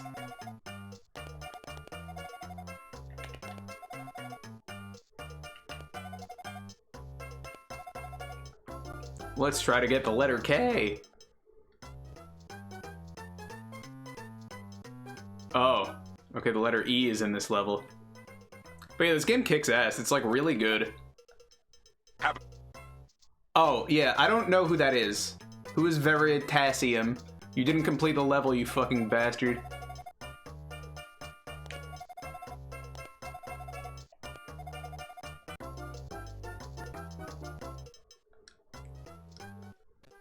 Wait, did I get it?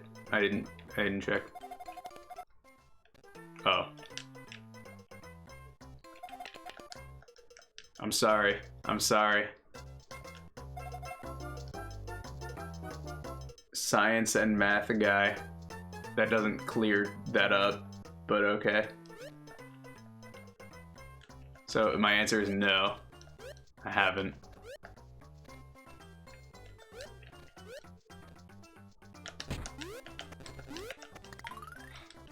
Also, Merry Christmas, Sai. How you doing? How's your holiday? I miss you. Yeah, I don't celebrate Christmas, but Merry Christmas. That's why I'm playing fucking Go-Go Beckham instead of spending time with my loved ones. What did he say? Did he say it's like jumping into the world of Toy Story?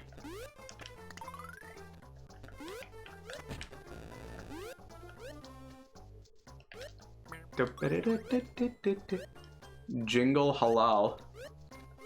Well, that's Look good. how long it takes. I'm glad that the for jingle isn't Warriors to haram. come.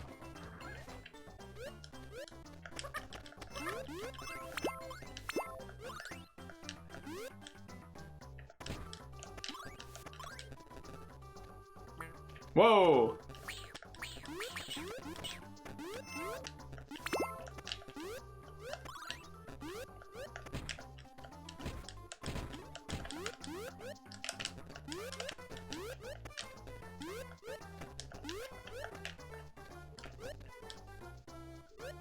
Damn, bro.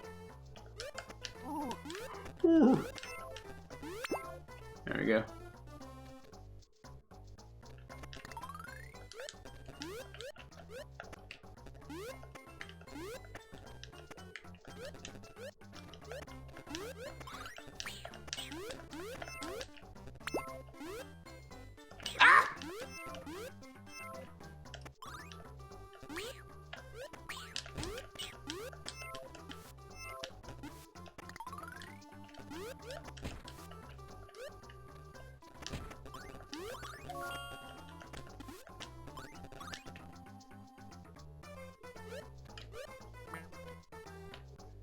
It's the K! I love that fucking sound so much. Took 8 years to come. Took Wario 8 years to come to Mario 64. Took me 9 Uriels to ejaculate in the cereal.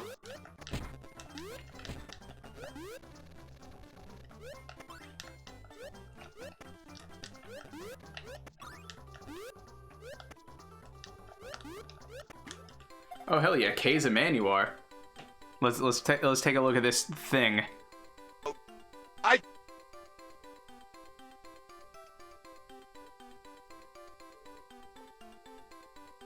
I think I may have seen this.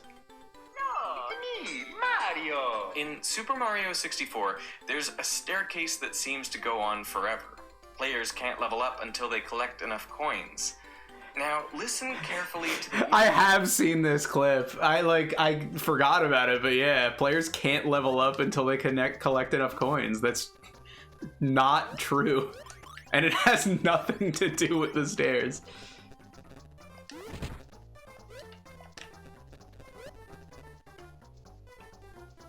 Players can't level up at all. That game doesn't have level ups.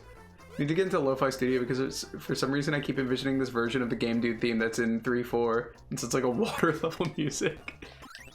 Well, which Game Dude theme? There's more than one.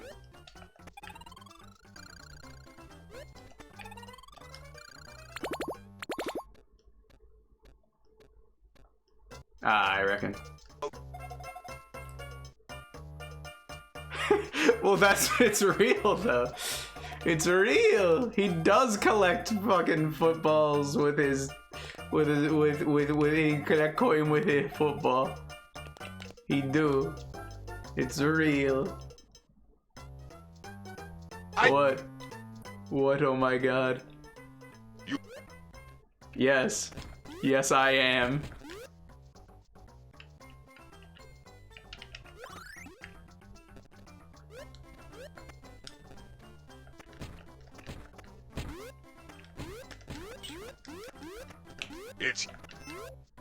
It's called Go Go Beckham Adventure on Soccer Island. I love that it's Soccer Island and the game only came out in Europe.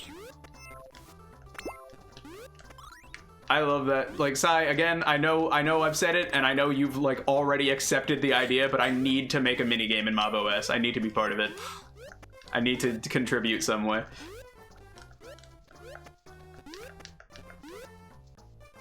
You should have David Beckham in the special thanks.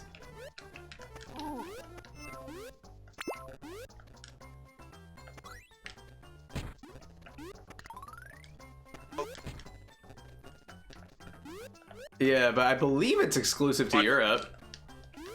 But the company that made it is Japanese. It's called Denki. Oh, hell yeah. Okay.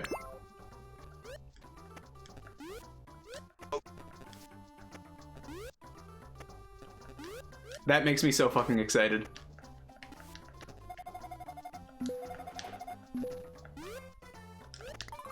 It'll be like Pizza Tower, where I'll be able to brag to people that I'm in the game.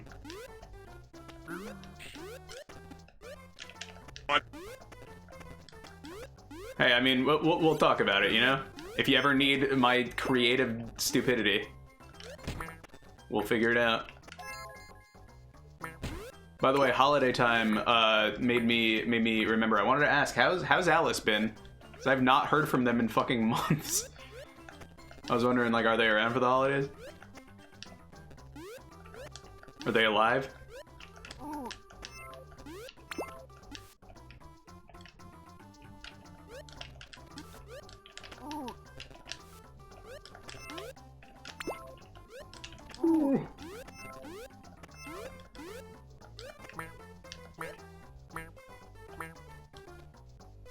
Meh. Where's the letter M? That's what I want to know.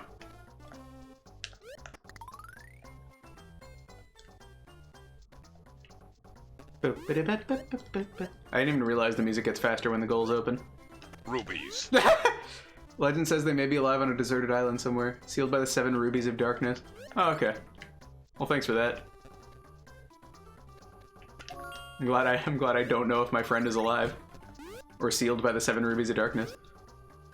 I'm glad you're doing good, though. I love you. Thanks for wanting to include me in your game, ooh. You're my friend.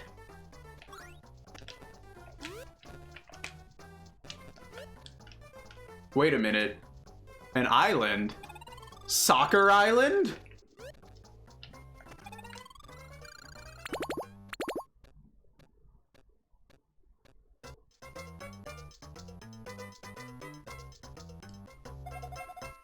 Wow, I got all the Beckham letters. Does it do anything?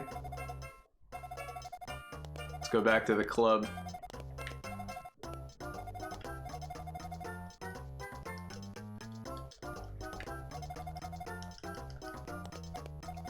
Yo, I just realized what this game's graphical style reminds me of.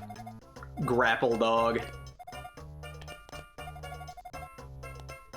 Club Trials. Oh, that's the tutorial. Ugh.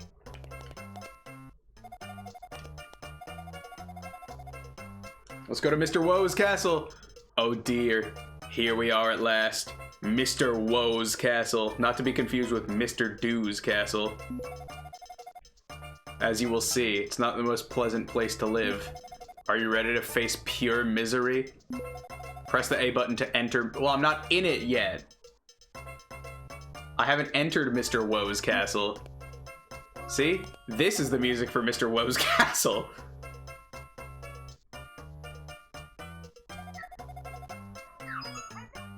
I opened my phone.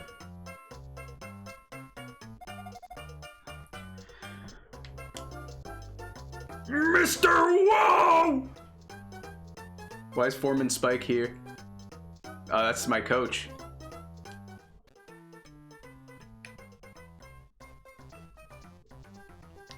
Okay, you're right. This is not Evil Castle music. I don't have an explanation here. Why is this game so cool? Why does Mr. Woe exist?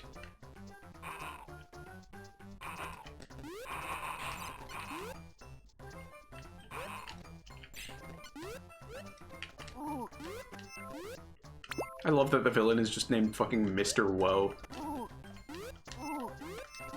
Whoa, locust be upon ye.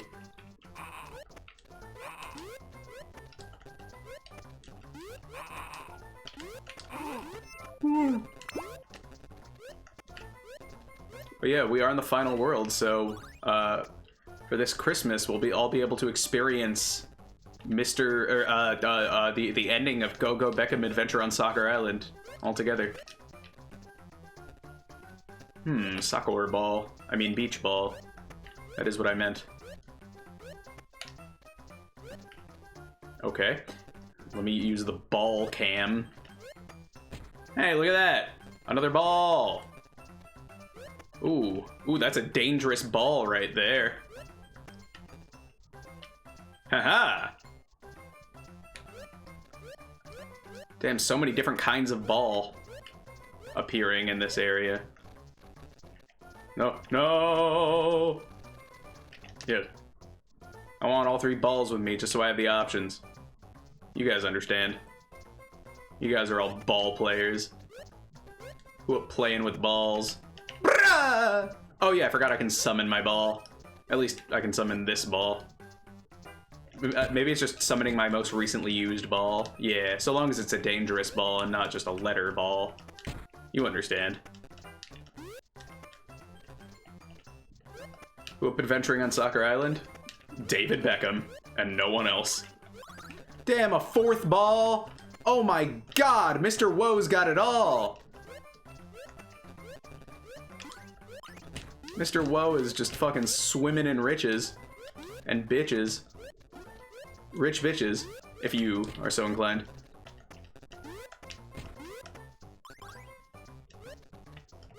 Richer.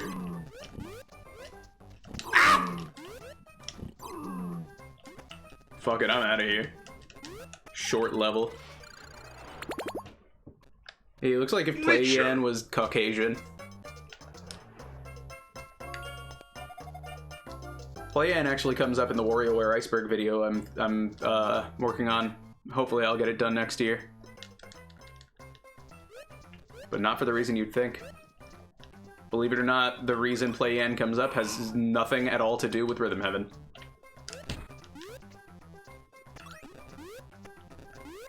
Yeah, listen. I mean, has Homestuck taught us nothing? Has Trickster Mode taught us nothing? You can be white and not Caucasian. Like me. And Michael Jackson.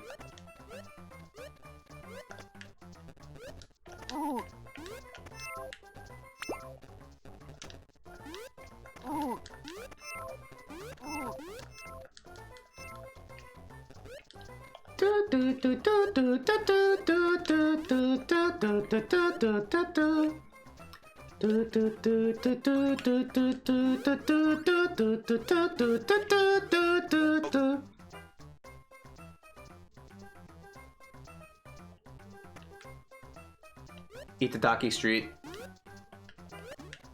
Either that or 321 Dokapon. Or Dokapon Kessen. Dokapon 4.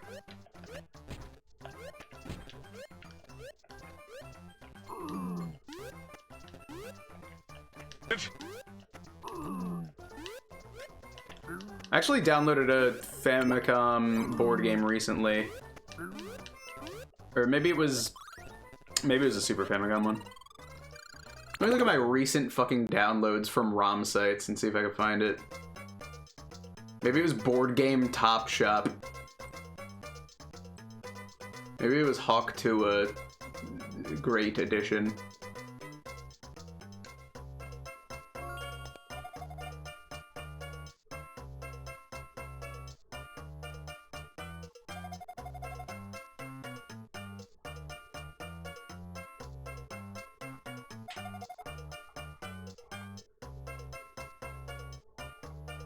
I'm looking through my downloads.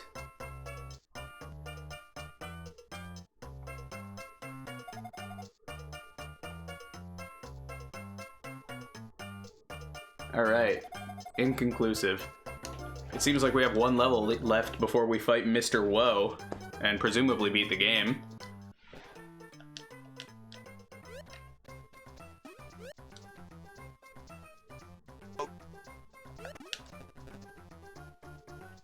Alright, never heard of it.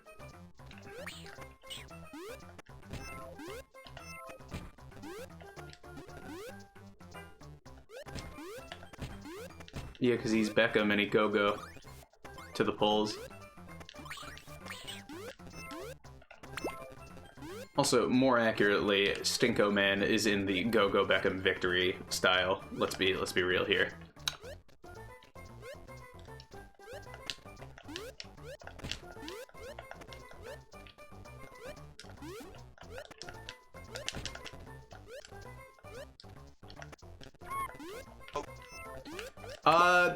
A very casual one. I haven't watched a ton of it, but like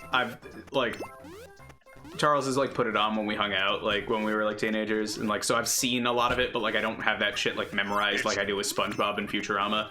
But I like it. I just often will miss references. You get me? I'm a very casual Homestar Runner enjoyer. Like if Homestar like were on TV, I would have caught a couple reruns, yeah? Like not a ton. Word. You know, me and Strong Bad have something in common. We both are gonna cosplay Dr. Crygor. Give me back my Bolton! Sorry.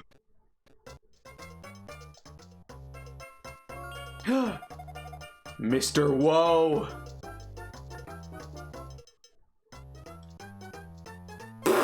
That's Mr. Woe?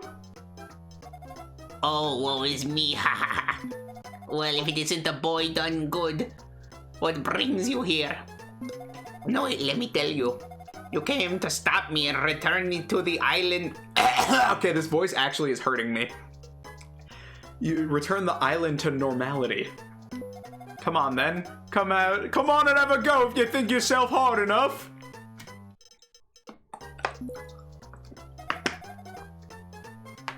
Here he is. The miserable, malevolent Mr. Woe. The only advice I can give you is try to hit him with a dangerous ball as much as possible. Where is this scene taking place? Hell. Watch out, he's bound to have more than a few tricks up his sleeves. Press the A button when you're ready to face Mr. Woe. Mr. Woe!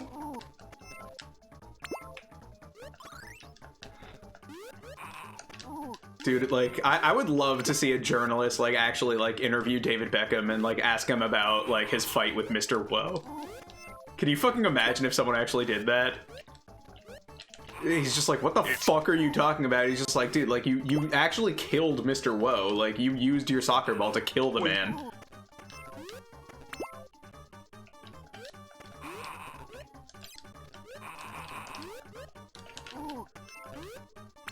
Yeah, no, we have it on good authority that as a child, you actually took out Mr. Woe. One of the most evil men of our generation. With 6 million confirmed kills. A greater terrorist there has never been.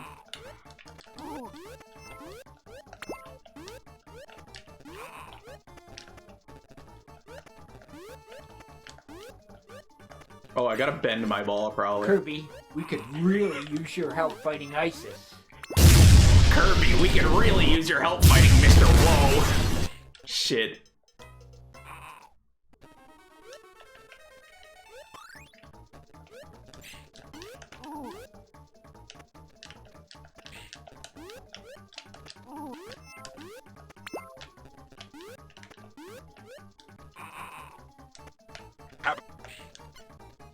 Who played Big Bang Mini? I haven't, but I do have it.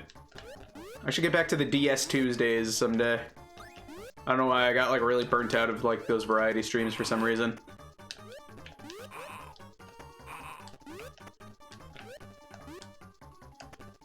Hey, Mr. Woe's tough. Bizarre game, quite cool. Aww, Mr. Woe be crying. Bro's living up to his name. Bro's experiencing woe. Bro is woeful. Woe is woe. Woe. Yankee with no brim. Oh shit. Mr. Woe got bombs. Why is this the only hard boss in the game? Ow, whoa. Ow, Mr. Woe. Why did that not work? What the hell?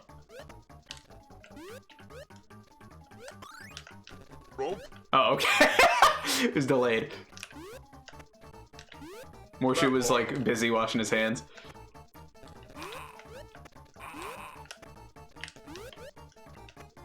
Pongs. Did I beat Mr. Woe? No. Mr. No. Mr. No! Yo! I mean, whoa! I mean, Mr. I mean, Credit. Poobah.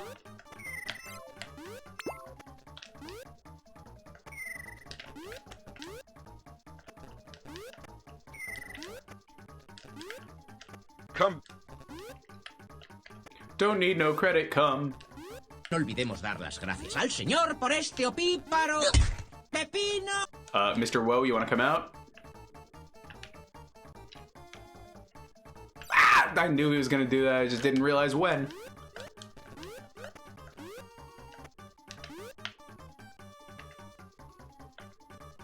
Please, Mr. Woe was my father. Call me Ow.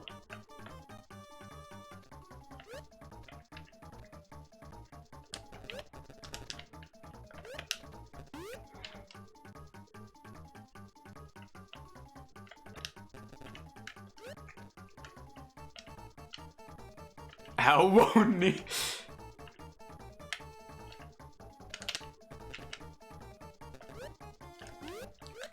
Very accurate for him to be named Ow because he's green, and sometimes Japanese terms just say green instead of blue.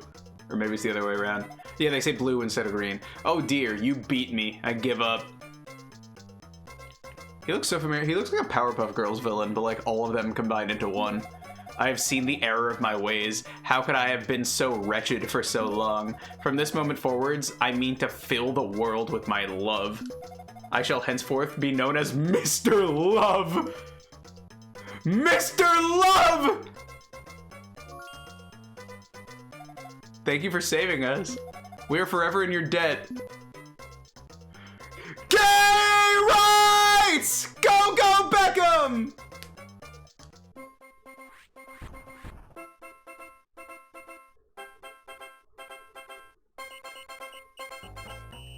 Is there no credits? I'm sorry, I can't give credits. So there's just a rainbow now. And start thinking of a way we can use it to our advantage. Gay? Maybe I have to 100% the game. Let's go back to the trophy room. Long. Mr. Love is Mr. Woe. Oh, that's a good trophy.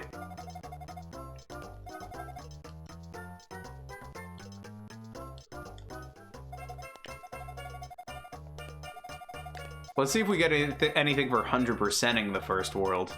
Can't. Mr. Love! No, he's right. I defeated Mr. Woe. Mr. Woe no longer exists. I didn't defeat Mr. Love. Mr. Love was not a thing to defeat. Obviously. Gosh, don't you understand anything?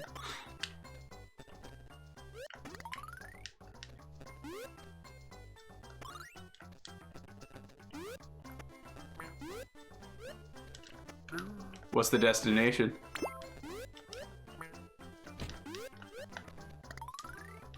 You, my second favorite game in the Go-Go franchise. Yeah, Go-Go's Crazy Bones.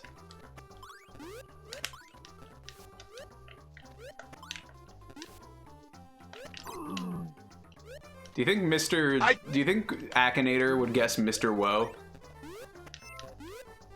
Go-Go Minions. Do you think Akinator knows about Mr. Woe?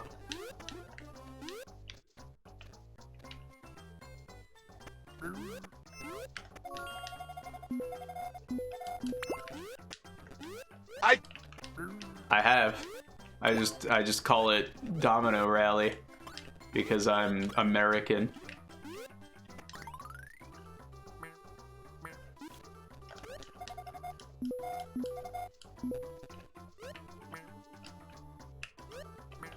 Yeah, there's gotta be something you get for saving all the animals on the island. I have a sealed copy. That's awesome. I have an unsealed copy, which is even better because that means I can play it. Yeah, it's because they didn't sell it in stores. We've had this conversation. It's not that rare, though. Yeah, exactly. Yeah, I remember Charles got it for me because, like, he actually, like, worked at, like, an Amazon, like, not like an Amazon warehouse, but, like, a warehouse. So, like, I guess that's why they had it. I've seen it in a physical store. Maybe you don't fucking see it in a physical store in fucking Utah. Like a cringe lord. Was it in Utah?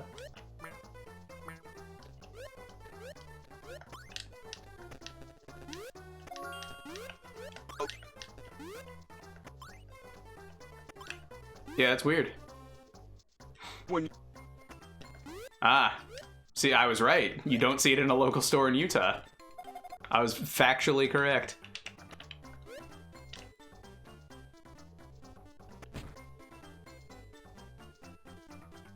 Did I get all the fucking collectibles?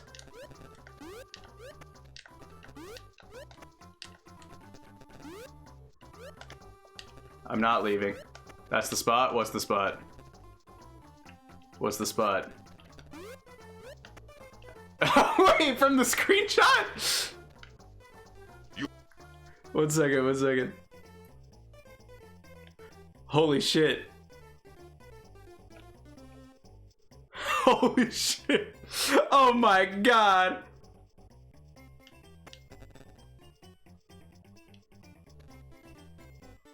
David Beckham kicks his football to collect coins. You are meeting a celebrity. His name is David Beckham.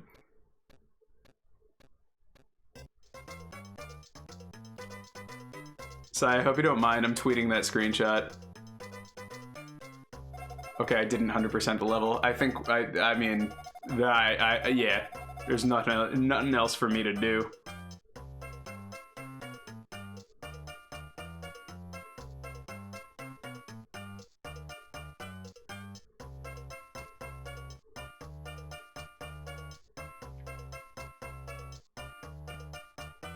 What's the lore on the egg flies? I don't know.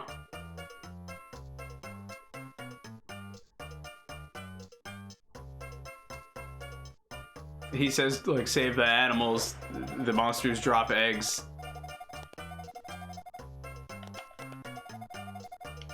It's... Yeah, but the in-game graphics all look like Grapple Dog. Yeah.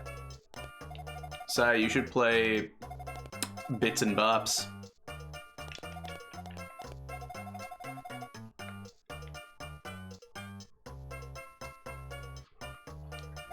Yeah, I think that's gonna do it for tonight.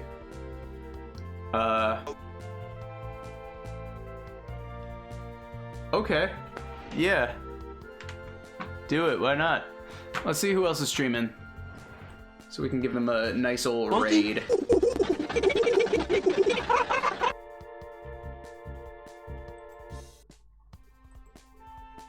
That's a good quote.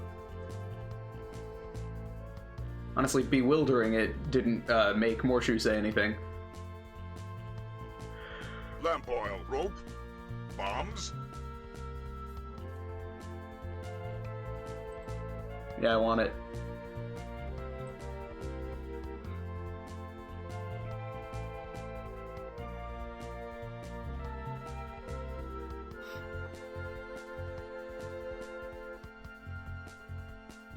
Sheba Star is raising money playing for St. Jude, playing Slime Rancher. That's a good cause. I know how much you love slime, Sai. And we all want to help kids, sick children. Slime Rancher is an incredible game. I haven't played it, but I do have it. I want to play it with my slime controller, but it's a kind of a bitch to get working on my PC. Anyway, let's raid into Sheba Star and maybe throw some money at those damned kids.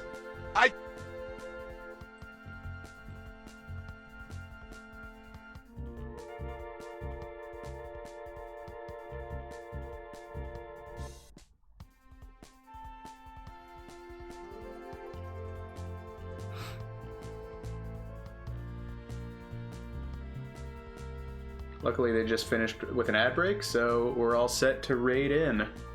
Good night, everybody.